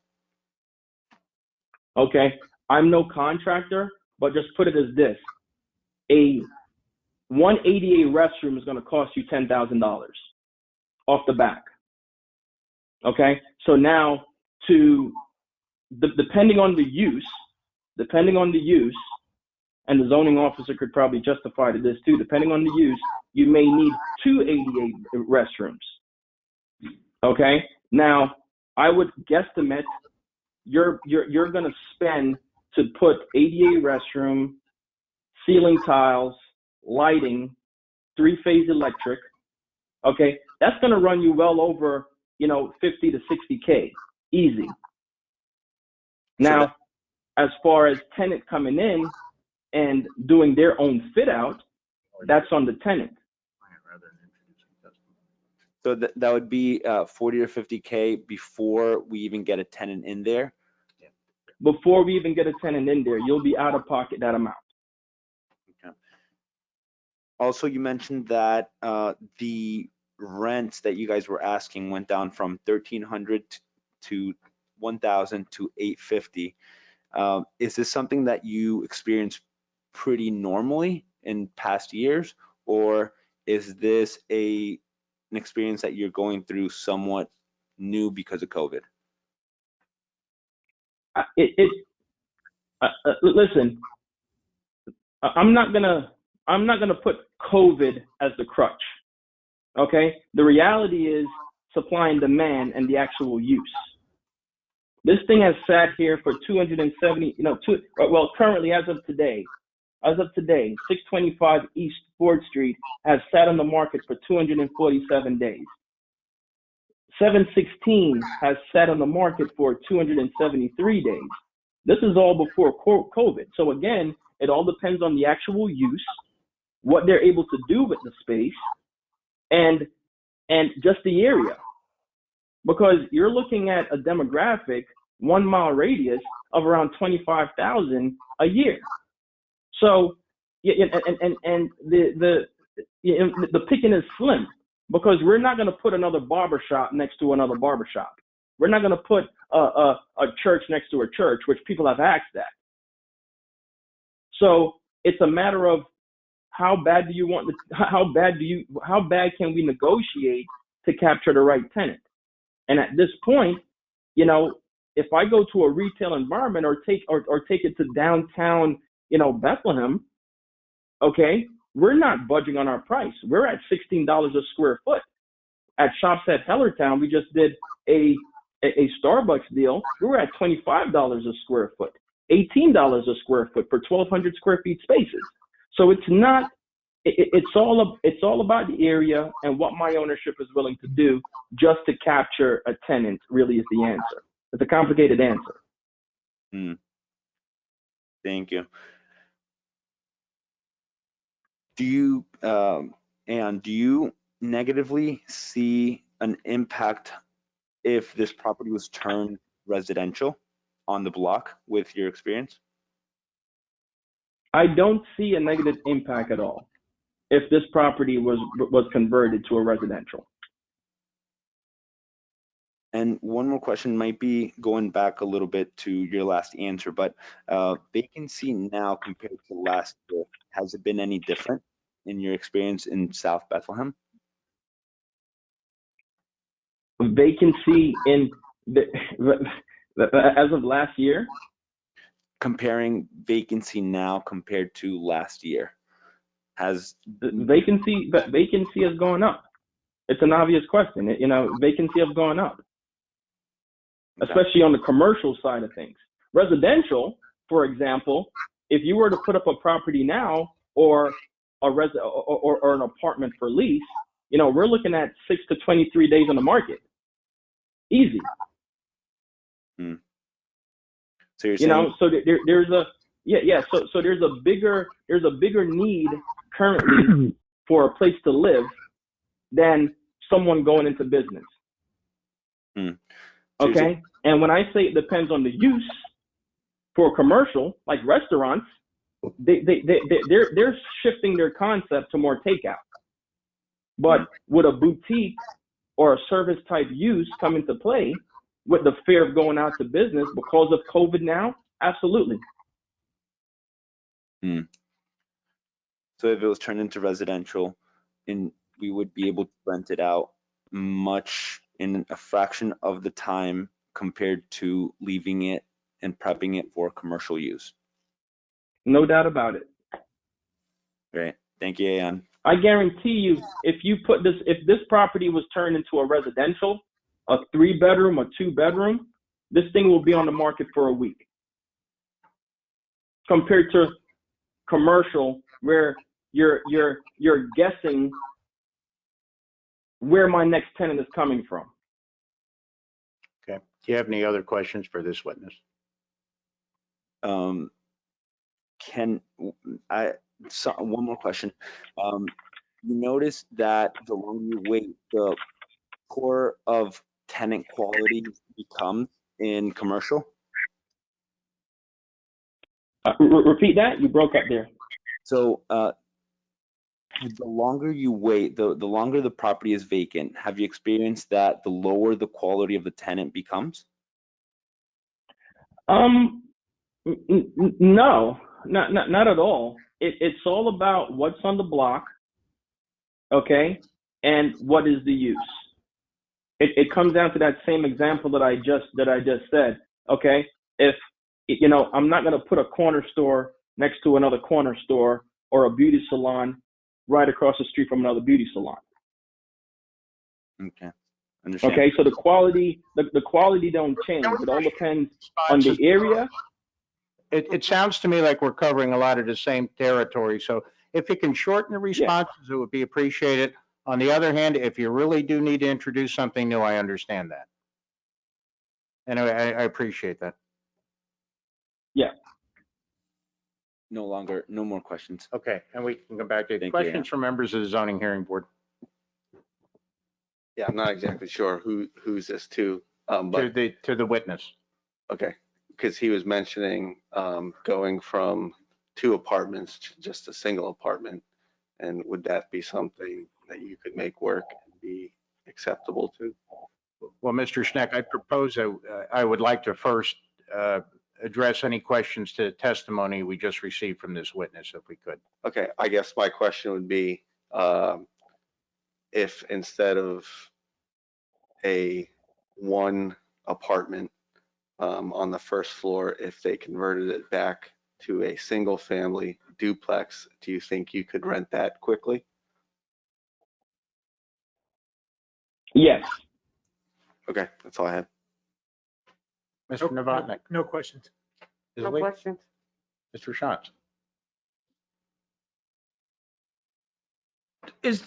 You mentioned you're renting a church, you rented a church to 712 to 716 East 4th Street. Do you have a photo of the building that you actually rented out? I mean, you're asking us to compare 2 buildings and we don't even know what the other building looks like. The building, I'm sorry, repeat that question again? Well, you asked us to compare buildings and we don't even know what your building looks like that you rented out. We don't know what 625 looks like. We don't know what 716 looks like. How can we compare 2 buildings to say what they both look like versus this one? And I, Well, the ground level retail, this was about 700 square feet. The existing use was a church before. Now, 708, there's nothing there. So if he were to, again, make it a retail space, right? Is he going to get another church? Absolutely not, because there's a church up the block already. Well, that's not really my question. My question is, does the church rent from 712 to 716 inclusive? No. Mr. Shantz, I believe Mr. Martinez wanted to address your question as well. Do you mind? Sure, go ahead, please. So there was comparables that I provided, and it included 716 East 4th and 712 East 4th. And you could see the front of the building as well as the inside of the building of 716. I didn't want to provide too many things, but there was more pictures and there is more pictures, and they look very similar in the vanilla shell kind of shape that Ayan was talking about.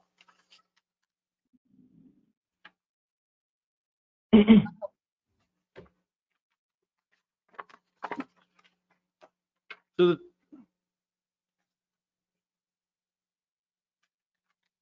I would say it's a more, class C. If that helps you, envision a condition.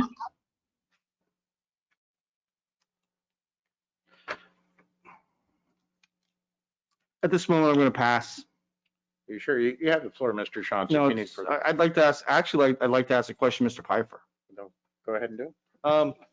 Mr. Pfeiffer, if a commercial business were to go into the space that we're debating here tonight, is a commercial business grandfathered from having, or would certain commercial businesses be grandfathered from having to make the renovations that the gentleman that just testified to? Would it be required to have two ADA compatible bathrooms? That's going to be a condition. Well, let me rephrase that. That question would be one you want to ask the chief building official, who will give you a percentage of improvements or modifications that would trigger what level of ADA compliance you would be required to meet. If somebody went in there with a similar use business and it was not deemed a change of use under the eyes of the International Building Code, then no, they would not be required to make those ADA upgrades. Okay, thank you. All right. One last go around. Anyone on the zoning hearing board? I actually have no questions of this witness. And may I add something, please? Certainly. Yeah, so as far as the uses are concerned, again, now, as far as the similar use, okay, the last use that was here was a tailor. I don't see any tailors coming anytime soon to open up a retail environment, a retail space here. So if for him now to keep the construction as it is without making any renovation, another tailor would have to come in. And there's no tailors or shoemakers around coming anytime soon. So that's already an issue. Let me ask you this as one question as a commercial real estate agent. Do you feel that 30 days is too short of a span of time to advertise a unit to see if you can get a tenant? Can I put, I'm sorry, you broke up at the end here. I'm sorry, what was that? My question was, the gentleman testified that he basically bought the building, I believe, January 25th? January 4th. January 4th. Bought the building January 4th, advertised it at that time for commercial tenants. Applied to the board for the variance for this application? The 24th of February, I believe. Are you addressing Yeah. Mr. Martinez or this gentleman? Well, actually, I'm just trying to establish the timeframe. But for the Yeah. sake of the record, Mr. Shantz, I want to know who you're questioning and who's answering. Right now, I'm just trying to determine the timeframe that you had the building advertised for commercial use. I've been asking the question of the real estate agent, does he feel that's an adequate amount of time to advertise the building for So commercial use? you have the correct date when it was advertised. Correct, now I do. All right, and if the real estate agent, can you rephrase that question to the real estate agent? Sure, do you think 50 days is a long enough time to advertise the building for commercial use? Or short enough? Yes, sir. Too long? Yes, sir. It's pretty short. It's pretty short. But if he's not getting any calls, that tells you something. So, within 60 to 90 days, you should be able to lease a space if it's a good space and you have the right tenant in there, and you have the right pricing, I would say. And can I say something? Go ahead, Mr. Martinez. And certainly it's hard to compare my marketing right now compared to if I had it for 6 months. All right, I'm going to stop you there because I think we've explored what you could do. I think the question was specific to the testimony, of the real estate agent and his professional opinion on what is an appropriate time. Okay. Okay, Thank you. Ms. Lee, you had a question? No, I was just nodding my head. Attorney Schock, did you have any questions of? I just have one question for Mr. Pfeiffer, please. I think Mr. Schneck asked about the marketability of if this were a duplex to match the other side.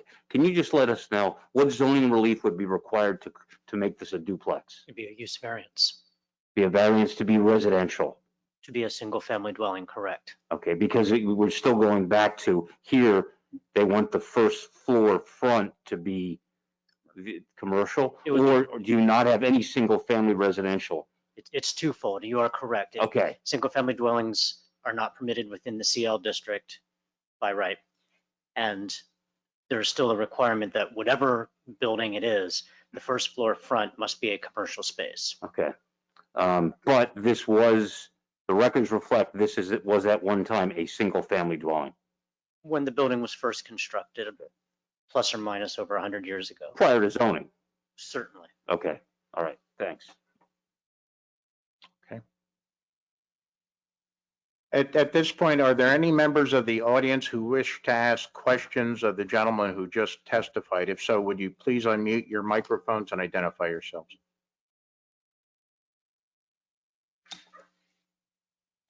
Seeing none, Mr. Martinez, I'd invite you, do you have any closing comments?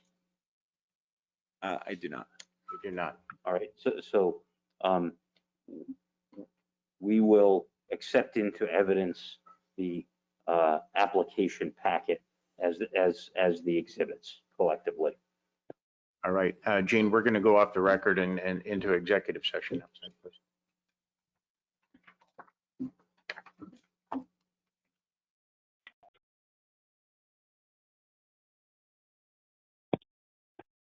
To highlight evidence of the racial and ethnic disparities of the pandemic.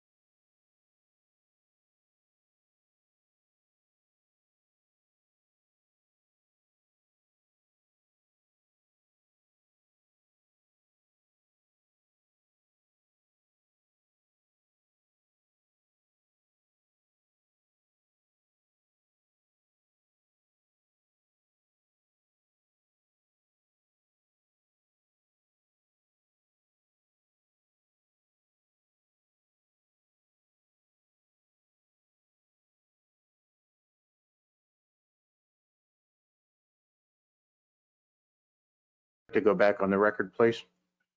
And may we have a motion from a member of the zoning hearing board?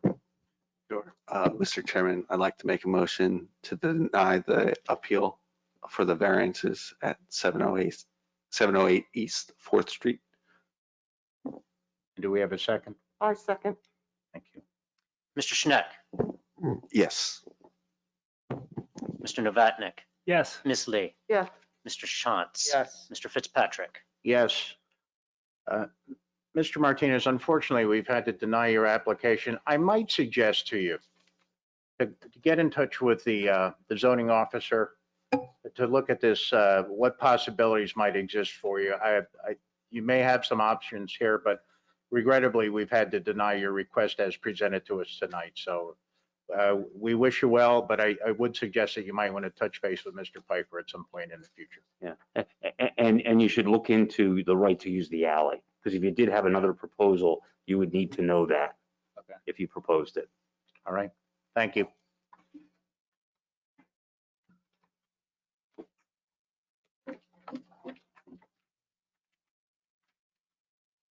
All right.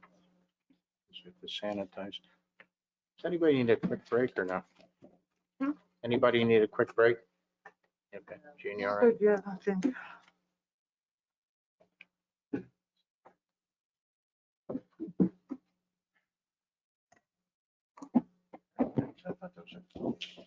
Yeah. And I told him, tell him he's got to.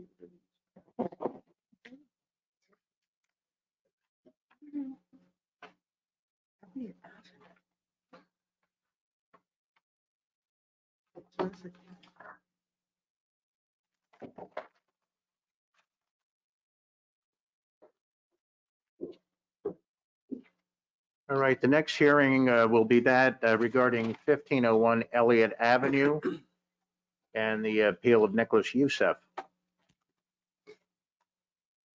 Would the applicant and anyone wishing to either question or testify in these proceedings please stand and be sworn in? Raise your right hand, please. You swear by mighty God, the searcher of all hearts, that the testimony that you shall give in this proceeding should be the truth, the whole truth, and nothing but the truth, and as you shall answer to God at the last great day. Is this correct? I do, I swear. Thank you, David. All right, thank you. Can you tell us when the property was posted? Sorry. When was the yellow card? When did you post that? As soon as you get. Wait a second. Oh, sorry. You have to tell me who you are. Oh, okay. Nicholas Youssef, the owner of the property. My name is Victor Youssef, his father, and also the Victor? owner of the property. Yes. Okay, again, Okay. It was 17th. Okay, yeah. So March 17th. okay, we'll be able to proceed, but first I'd like Mr. Piper to give us the facts of the case, please. This property is located at 1501 Elliott Avenue. It's the appeal of Nicholas Youssef to convert a detached structure, previously a non-conforming commercial office, into a dwelling, thereby creating two dwellings on the parcel, which requires dimensional variances for minimum tract size, 6,500 square feet required, 6,000 square feet existing, and minimum lot width, 60 feet required and 50 feet existing. The record lot is 50 by 120 feet and is located in the RG medium density residential zoning district. All right, Mr. Can I just ask Mr. Piper for one Absolutely, clarification? Mr. Piper, can you clarify where you say previously a non-conforming commercial office? I just want to make sure, when you say the non-conforming there, was it a non-conforming use or just was the building non-conforming? The use was Okay, non-conforming. thanks. Okay. Okay. So the 1501 Elliott, right now was a commercial office space. All right, can I ask each of you to identify yourselves first, give us your name, and then introduce your testimony. Okay, Nicholas Youssef. So 1501 Elliott Avenue, as my knowledge with Craig, is considered a commercial space currently in a medium residential neighborhood, and we like to convert it into a one-bedroom apartment to keep it residential. I think commercial space in that area, there's not much use for it. It's a very quiet neighborhood back there. So I think commercial space just bring too much traffic to the area. And we do have 4 off-street parking spots And that's pretty much it for that. And that's old pictures on the internet. One at a time though, please. Sorry, I just said that was old pictures on the internet. It's more beautiful Okay, now. but gentlemen, You can I'm see going to it. have to ask you to please identify who's speaking for the sake Victor of. Youssef. Thank you. They may be old, but they look pretty good. If you see it now, you see the Come big on, man. difference. Looks better now, huh? Yeah. Okay. Go ahead, Eric. Did you say that was all you had? Yes. Okay. It's pretty straightforward, I think. All right. Maybe I'll ask a few questions. I would ask Attorney Schock to help. Okay, just some things you would need to cover. So when did you buy the property? Last year, a year and a half ago. Yes. Sorry. Okay, we can only have one person talk. Okay, a year and a half ago. Yeah. Okay, bought 1.5 years ago. Okay, when you bought it, was the space that you're seeking relief for occupied or unoccupied? Both unoccupied. Okay. Did you know that it had been a prior office space? No, it already had an existing bathroom and kitchen, so we just assumed it was being used as.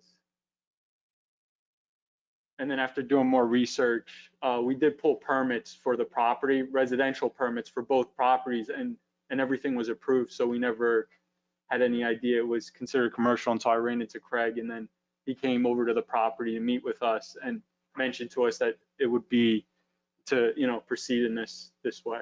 Okay, so you bought the property. Yes. You examined it and it looked like it was a residential use. Yes. You took out permits to improve it? Yes. What did you do to improve it? So some framing, minor framing, and then drywall, all the electric, plumbing, and HVAC is all brand new. Framing, And the roof is drywall, also new. roof, HVAC. Okay, and you're saying at that time you still didn't discover? No, because we pulled all the permits residentially, on the permit card, and everything got approved, so we just assumed. Okay. Usually when you pull a permit and it's commercial, it's a completely different type of permit. Okay. And what other businesses are in the neighborhood?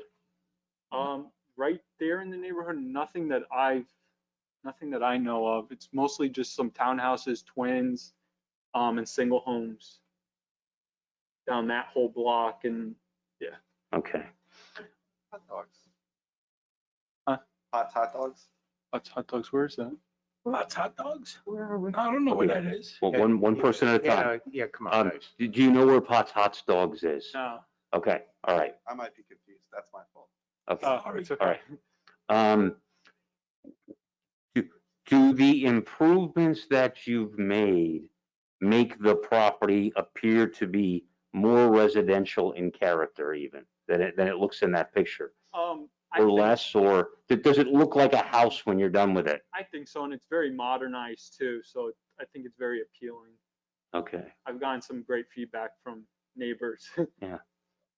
I will say that I drove by and yeah, and I know what you're talking about, so. When it was painted gray and, Mhm. okay. And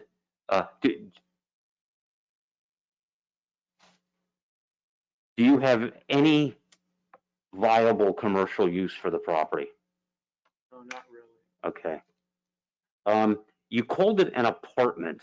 Why did you use that term as opposed to, it's detached, is it not? Yeah, I guess you could consider it a couple different things. It could be just maybe a detached in-law suite, or I guess it could be, just.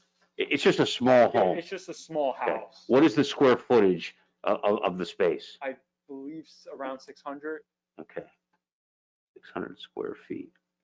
And it's located on a property with another home, is that correct? Okay. Who resides in that home, or do you rent that out? No, we haven't actually closed out all the permits yet, so right now it's still vacant. We're finishing doing the renovations on the property. So you're renovating the primary house for residential use also? Yes.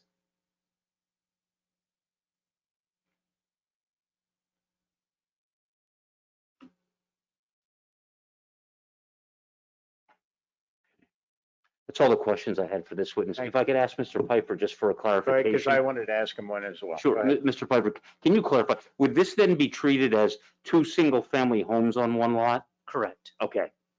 It's just a tiny house is what then. Okay. And my question, Mr. Piper, essentially, we're being asked to change a nonconformity back to a conforming use. Am I correct? Yes. Okay, thank you. Irrespective of the locale with Potts' hot dogs, although that's a great. Maybe you're hungry. Me personally. I thought it existed in Allentown, PA. I didn't know it existed in That's Bethel. my fault. This is important stuff, guys. We heard that case 4 months ago. Yeah, now that we took you down that path, any questions from members of the zoning hearing board? Do you know if it was ever rented as a residential before? I have no idea. We don't have much knowledge. It's been vacant for, I believe, over 10 years. Again, And it was gentlemen, in- I want to make sure we have only one person answering, I'm or sorry. I'll say, at least identify yourself. Victor Youssef. I purchased the property in the sheriff's sale. So I believe it was vacant for over 10 years, 8 to 10 years. The guy lost it for not paying his mortgage. He was renovating both properties when I purchased it. So there was like a new kitchen sitting there, but it was real small in the big house. The old kitchen still existed in the small house, but it was all demolished. The roof was leaking. So, it was in very, very bad shape. So just to let everybody know. Yeah. Did spend over 200,000 on the renovations already. Mr. Piper, do the city records reflect prior use of that building?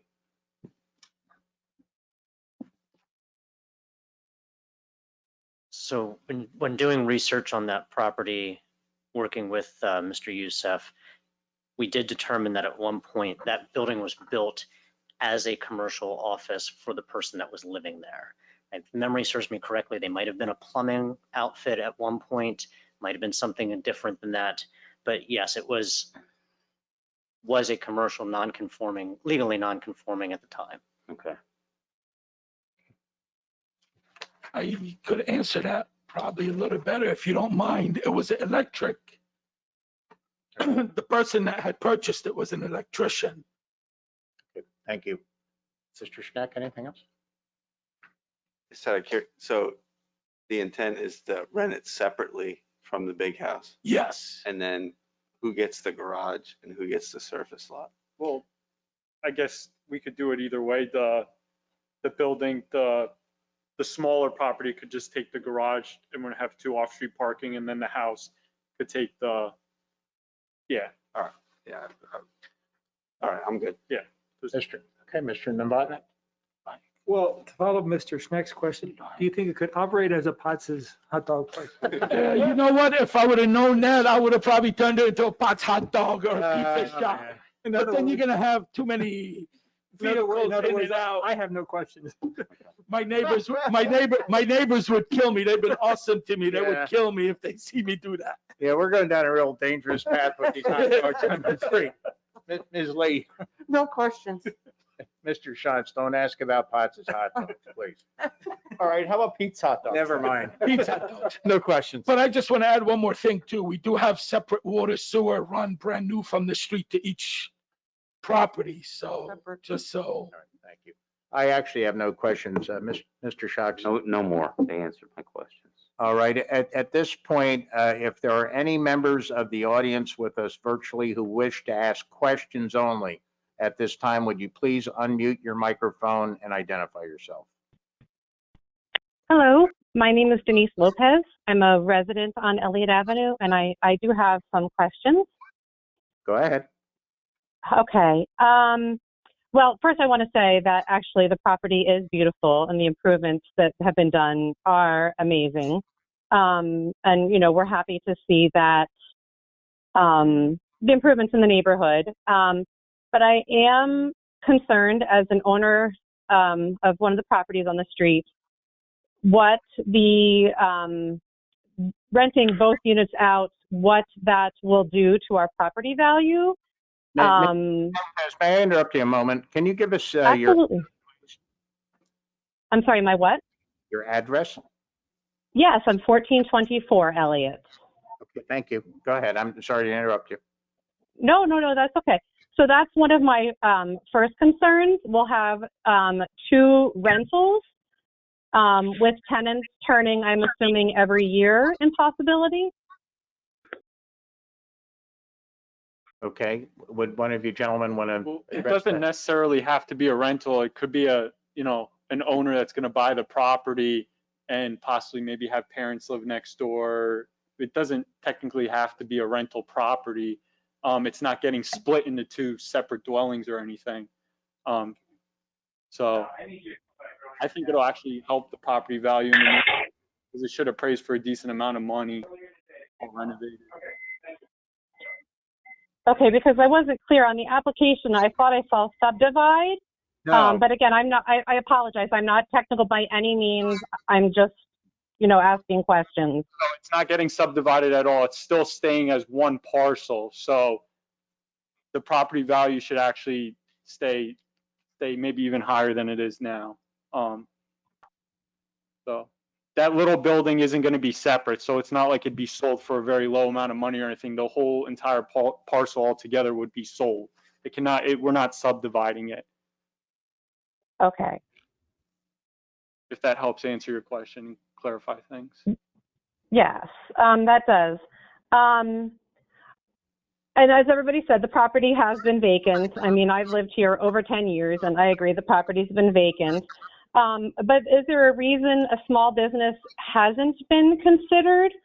An accountant's office, someone renting, someone who needs an office space as they work from home. I just think with 2 rentals, that adds to more traffic, more, issues coming possibly in the neighborhood. We don't, it's a residential neighborhood, I agree. But, if a business is in place, it's during hours when most people are also at work also, and not at home. So those are just some of my concerns as a resident here. I realize that you've commented on the parking issue. Okay, Ms. Lopez, one question or issue at a time. Can you address the sorry. Yes. using it or continuing on in commercial use?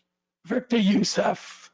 Yes, if we rent it out to a business, now you're going to have more traffic in that neighborhood. You're going to have more cars in that neighborhood. We don't have enough parking to justify a business. Even if you rent it to an accountant, for instance, he has a secretary and him, that's 2 cars, and he has 2 people coming in, that's another 2 cars. We're talking about 4 cars, maybe 5, maybe 6. These were always rented separate for as long as they had them built.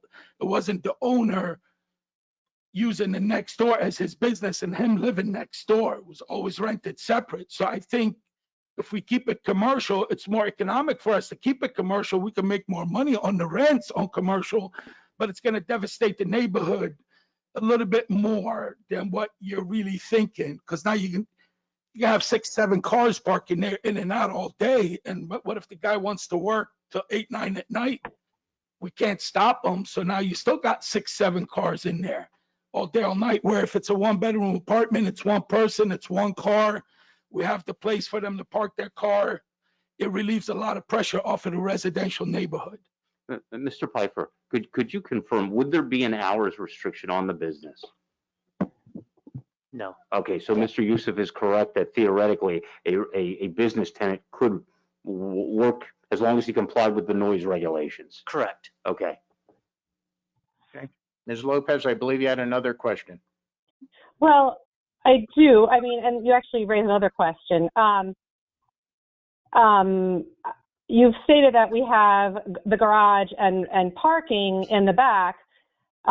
Would you insist that the residents use those spaces, or would they park on the street and still add parking issues to that? I mean, a resident could have 3 or 4 cars with 2 teenagers driving, et cetera, et cetera. So, it just goes again back to my question of what is the, okay, I'm sorry. I'll stop with that question and then I'll ask the other one. Victor Youssef, we can't control, you have a house, just like my neighbor has a house, she has 3 cars. She puts 2 in the back, 1 in the front. You know, it's in front of her house. She's not really going down the block and parking in front of your house. So you can't really control. It could be one person renting the whole house and he could have 5, 6 cars. We can't control that. All we know is we met the zoning ordinance of 2 parking spots per unit, and that's all we could do. Now, you might rent it to somebody that doesn't have any vehicles. We don't know who's gonna rent it, or if we're gonna keep it rented, or if we're gonna sell it. Person that lives there, you know, might have enough money to buy some luxury cars too. That's, you know, just like, for instance, if you wanted to own 5 cars, do you have parking for 5 cars behind your house? No, so you have the right to park 2 in front of your house. Same thing here. We have 50, 60 feet. That classifies for another 3-car parking on top of the 4 that we're supplying in the back. So I think we're really extending our parking spaces here for everybody in the neighborhood. Mr. Piper, will you clarify, was any relief requested for parking in this application? It was not. Thank you. Ms. Lopez? No, I would just like to go back to, as a resident, how do I understand how my property value is going to go if you make this 2 residentials versus 1 residential and a business, or 2 rentals, or whatever the case is? I mean, I understand that you think it's going to improve my property value, but I think it's not a guarantee, and that's where I guess I'm confused on. You understand that? So, Ms. Lopez, they're not, they haven't indicated that they're realtors or could even do anything other than the same thing you could do, which is speculate either way. So I don't know that the answer could be useful to the board. I mean, you could argue to the board that you think it will go down, but I don't know that the use of speculating one way or the other is something that the board would even be able to take as credible evidence. okay. Well, then why? Okay. And again, I've never done this before, so I apologize. But then, necessary. why can't it just stay as a business rental then?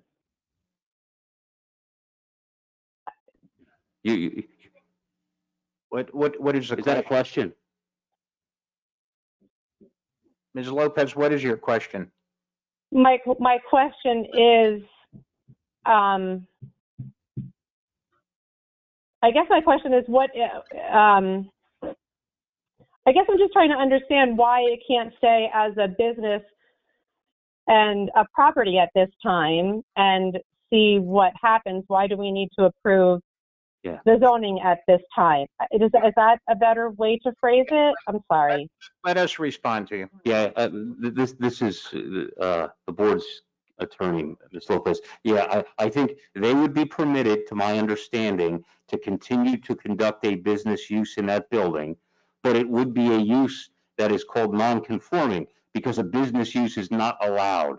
So they're seeking relief to reduce the amount of deviance that exists with regard to the use of the property by just asking for minor deviations in the lot width, I believe, correct, in the lot area. So you are correct, it could remain. The board has to make that decision as to whether it's more appropriate to remove a non-permitted use from the district by granting this relief or deny them, and then they would rent it as a business if they were denied. They'd have that right.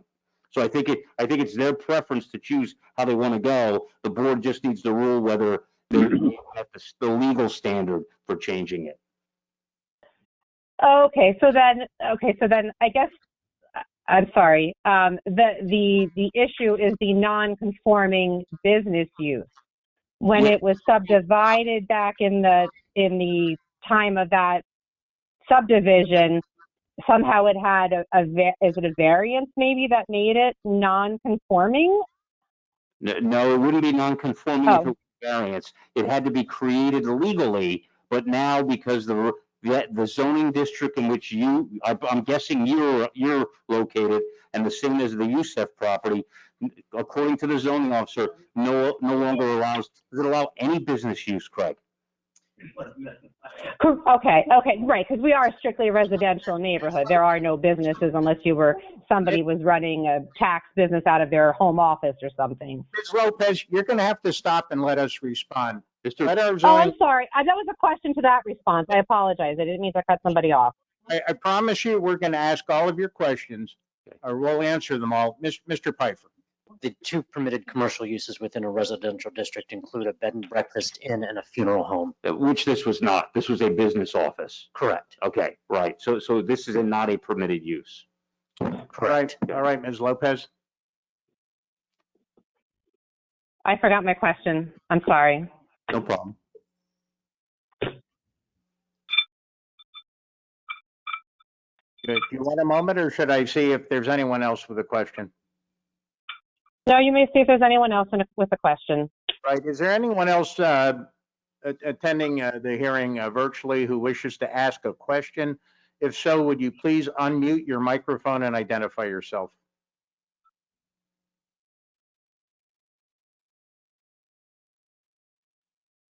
Hearing none, Ms. Lopez, I can come back to you. Please understand that there'll be an opportunity for you to testify in a few minutes, that you may be able to encompass whatever concerns you have at that time. Did you remember your question? No, thank you. All right. I think our testimony is closed here. Am I correct? All right. At this point, I would welcome any testimony or comments from any members of the audience with us virtually, and if so, please unmute your microphone and identify yourself. This is your chance to testify or voice your opinion.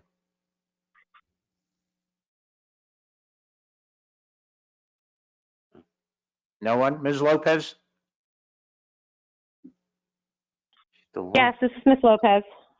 Okay. Do you wish to make a statement? I don't believe I need to make a statement.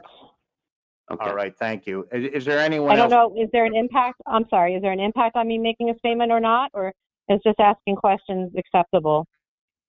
Questions are fine. This is your chance to voice your opinion. Isn't that, that's not what I was, so I need to make a statement to say that, okay, never mind. No statement. Thank you. Is there anyone else wishing to either testify or comment on the application in front of us? Hearing none, sir, did you have any closing remarks? No. Okay. All right. Jane, we're going to go off the record. I'd suggest we go outside.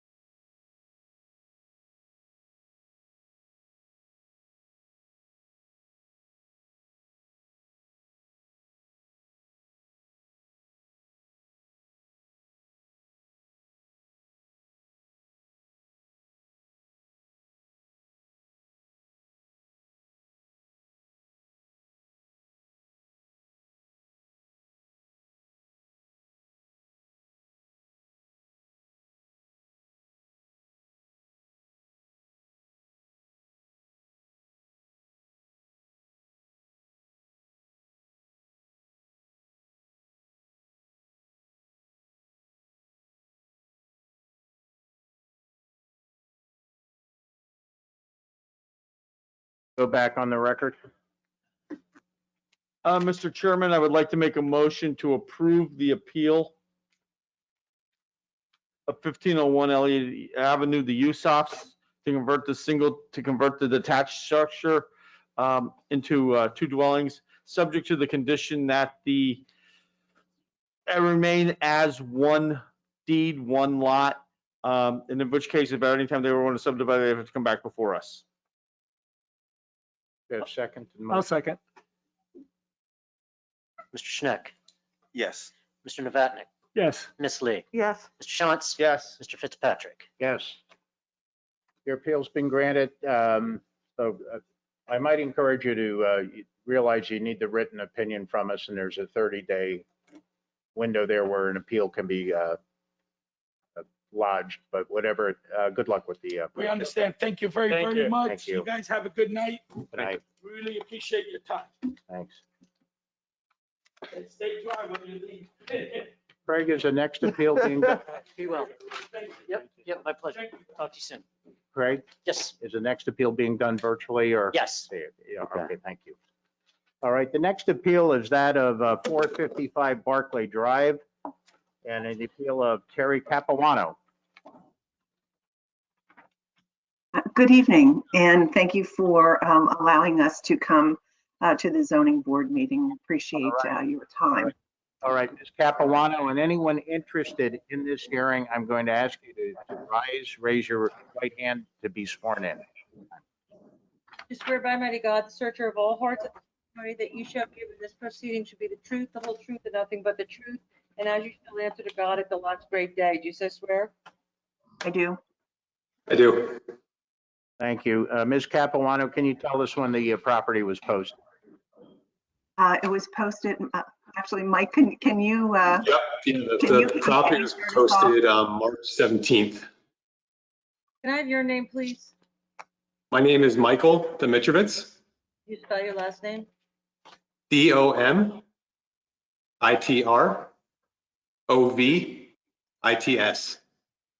Okay, Thank you. and before I ask Mr. Piper to give us the facts of the case, I'm going to ask as a courtesy of anyone offering any sort of comment to first identify yourself so that we can keep the record straight of who is saying what. Okay, deal with everybody? Deal. Mr. Piper, would you give us the facts of the case, please? Property is located at 455 Barclay Drive. It's the appeal of Terry Capuano to construct a covered patio and install a shed, which requires a dimensional variance to exceed the maximum building coverage, 15% permitted, 17% proposed, or 3,071 square feet permitted, 3,497 square feet proposed. This is an irregular shaped lot totaling 20,473 square feet and is located in the RR Rural Residential Zoning District. Thank you. Ms. Capuano, would you proceed with your testimony? I can Sure. start. Yes, Mike, if you would please start with the dimensions of the patio. Yep, All so right. my name is Michael Dimitrovitz. I design for Plantique. I was approached by Terry, definitely a unique design challenge in her backyard. She already had an existing patio, but wanted to add some kind of covered structure. So we're proposing an outdoor covered area, which is an 18 by 20 pavilion, and adding another approximate 500 square feet to the patio. And then, so during the design process, we both liked how the design came out. I met all the required rear yard and side yard setbacks. We were good on the impervious coverage. Only did I find out when talking to Craig that there was maximum roof coverage allowed, which I found out was 15%. And then once I calculated everything, the pavilion put us at 17. So this is why we're here going for the variance, and Terry can explain more as to why we desire the project.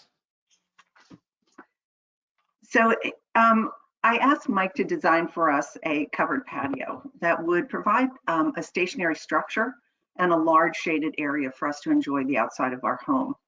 We have 2 grandchildren under the age of 1. that we watch full time since my recent retirement. We wanted a play area that was large enough to be able to accommodate their play items, as well as to provide that ongoing shaded area. In addition, our family is extended. We keep adding members of the family and of the extended family, and wanted a place where we could gather. And we found, as we were outside a lot last year, we found that certainly a large shaded area would be very helpful. And lastly, and I'll talk about this in a second regarding the shed, but lastly, my husband has mobility issues, and we're working with a therapist to have him independently access the back of our home, and wanted an area for him in which you don't have to reposition chairs or umbrellas or anything because of his mobility issues. Wanted an area of shade and privacy for him. The addition of this shed was something that we certainly never had in our vision in our home. And a recent rare injury, spinal cord injury from a spinal stroke, left my husband paralyzed from the waist down. And this resulted in the addition of ramps to our garage to allow him to access the front of the home. And in order for him to access vehicles, he needs to access it by wheelchair. And it requires additional space in our typical 2-car garage. So we've had to clean out, donate certain items and clean out a lot in the garage to be able to accommodate him. And I would need access to those garage items for patio, for gardening, and for lawn use.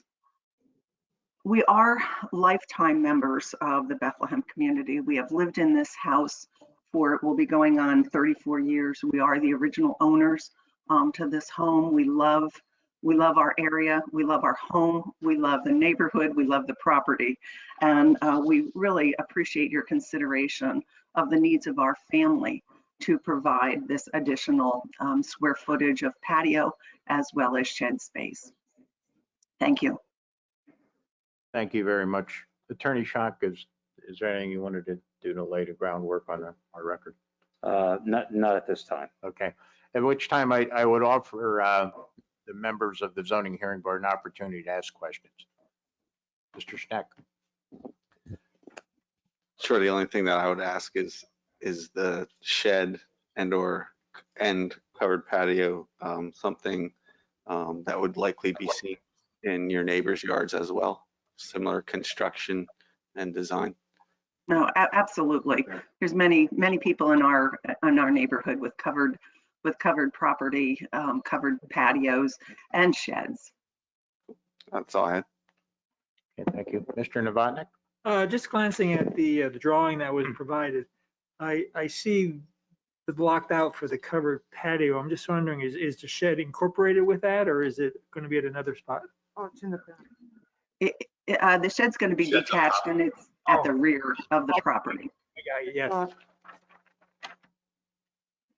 right, that answers my question.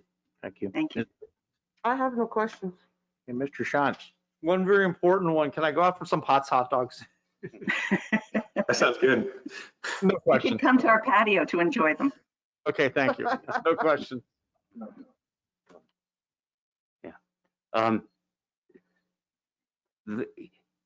The lot in the rear. So any vantage point that I would have of the shed and the covered area, if the home were 300 some square feet smaller on the front, would my view of these structures still look the same? So in other words, if you didn't need a variance because your house was slightly smaller and you built this exactly where it was, anyone who would see these, I think based on the plan, the house would look identical, correct? Right. Okay. So in other words, you don't see these from the front. You have to be around the rear or at least the side to see this. Is that right? Correct. Exactly.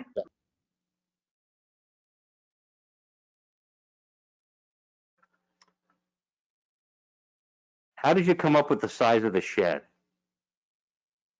It's certainly just based on our storage needs. Okay.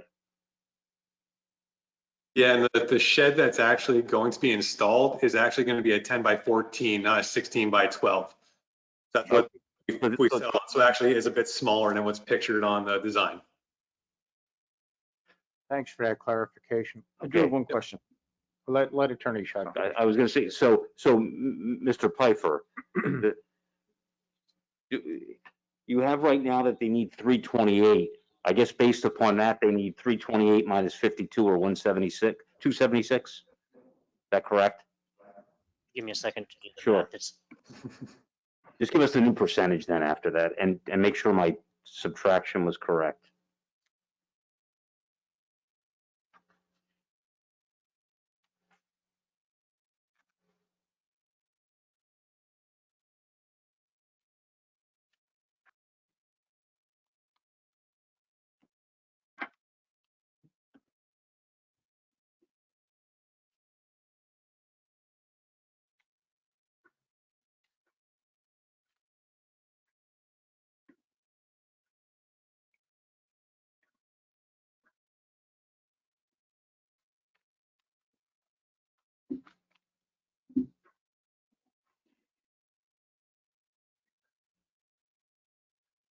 should be 52 square feet less based on that,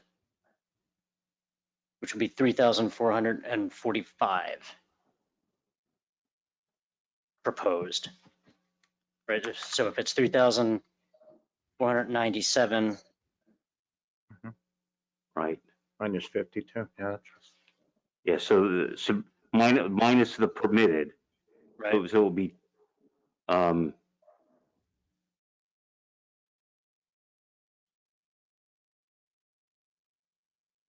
their variance was for 428 existing. So it's 428 and now it's less 52. So it's actually 376. Yeah, that's right. Right? Okay. I see what you're saying. Yep. Right, because the variance isn't 17%. The variance is 2% over the 15, right? Correct. Okay, all right, just so we're clear. Yeah. So they need a variance of 376 square feet now. Anything else? No. Okay, Mr. Shantz, you. Yeah, just one question we asked that applicant. You're not planning to install water, gas, electric, making it an apartment, man cave? Space at all? No, it's simply a covered patio. Thank you. All right, one last turn. Any final questions from members? If not, are there any members of the audience with us virtually who would like to ask a question? This is a time for questions only. If so, please unmute your microphone and identify yourself.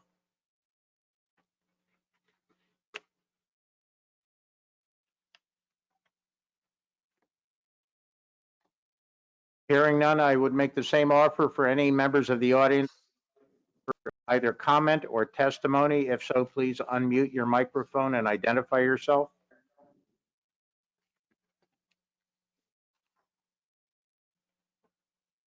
Hearing none, Ms. Capuano, do you have any final statements before we deliberate? I do not. Thank you. All right, thank you very much, Gene. I'd like to go off the record.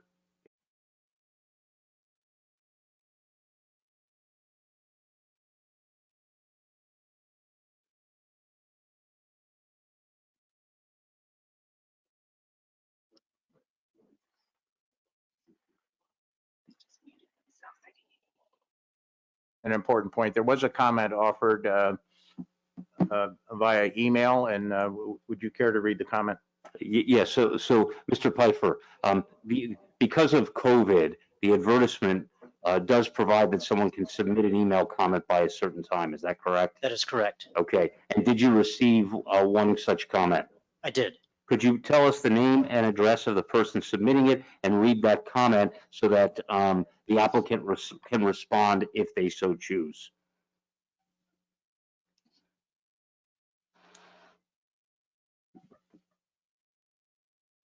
Yes, I can as soon as it comes up. Okay.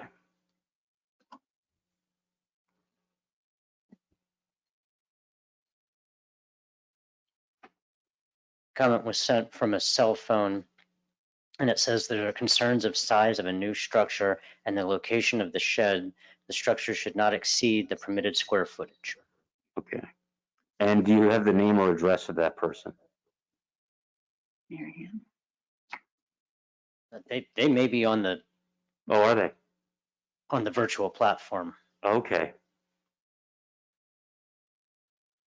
Can we ask, is the person who sent that comment, even if you don't want to speak, can you at least identify yourself and give us your name and address? Because I don't think it's on the email, Mr. Piper. Is that correct?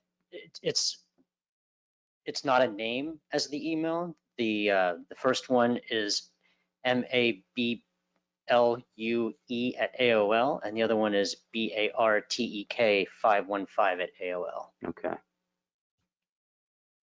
So it looks like, Ms. Bartek, can you give us your street address, please?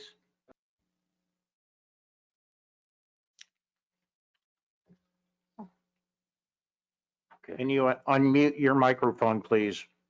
Mr. or Ms. Bartek, if you're on with us virtually.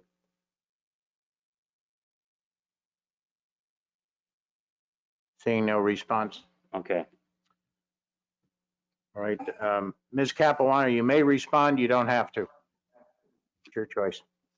I think I've said everything of, why we wanted this structure and the size and so on. So I don't feel a need to respond. Thank you. Thank you very much. Gene, we're going to go off the record into deliberation on this.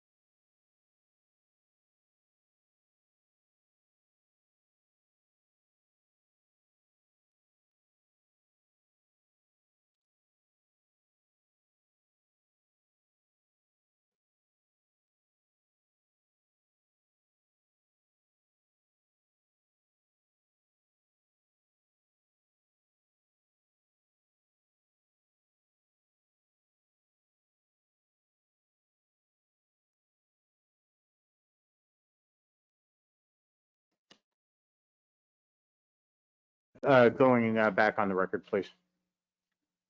I have a motion from, Yes, Mr. Chairman, I would like to make a motion to grant the relief requested for 455 Barclay Drive. Would the board like to attach its typical condition that space cannot be enclosed for living space? Yes. Okay. and may we have a second? Second. Thank you, Ms. Lee. Check. Yes. Mr. Novatnik, Yes. Ms. Lee, Yes. Mr. Shantz, Yes. Mr. Fitzpatrick. Yes.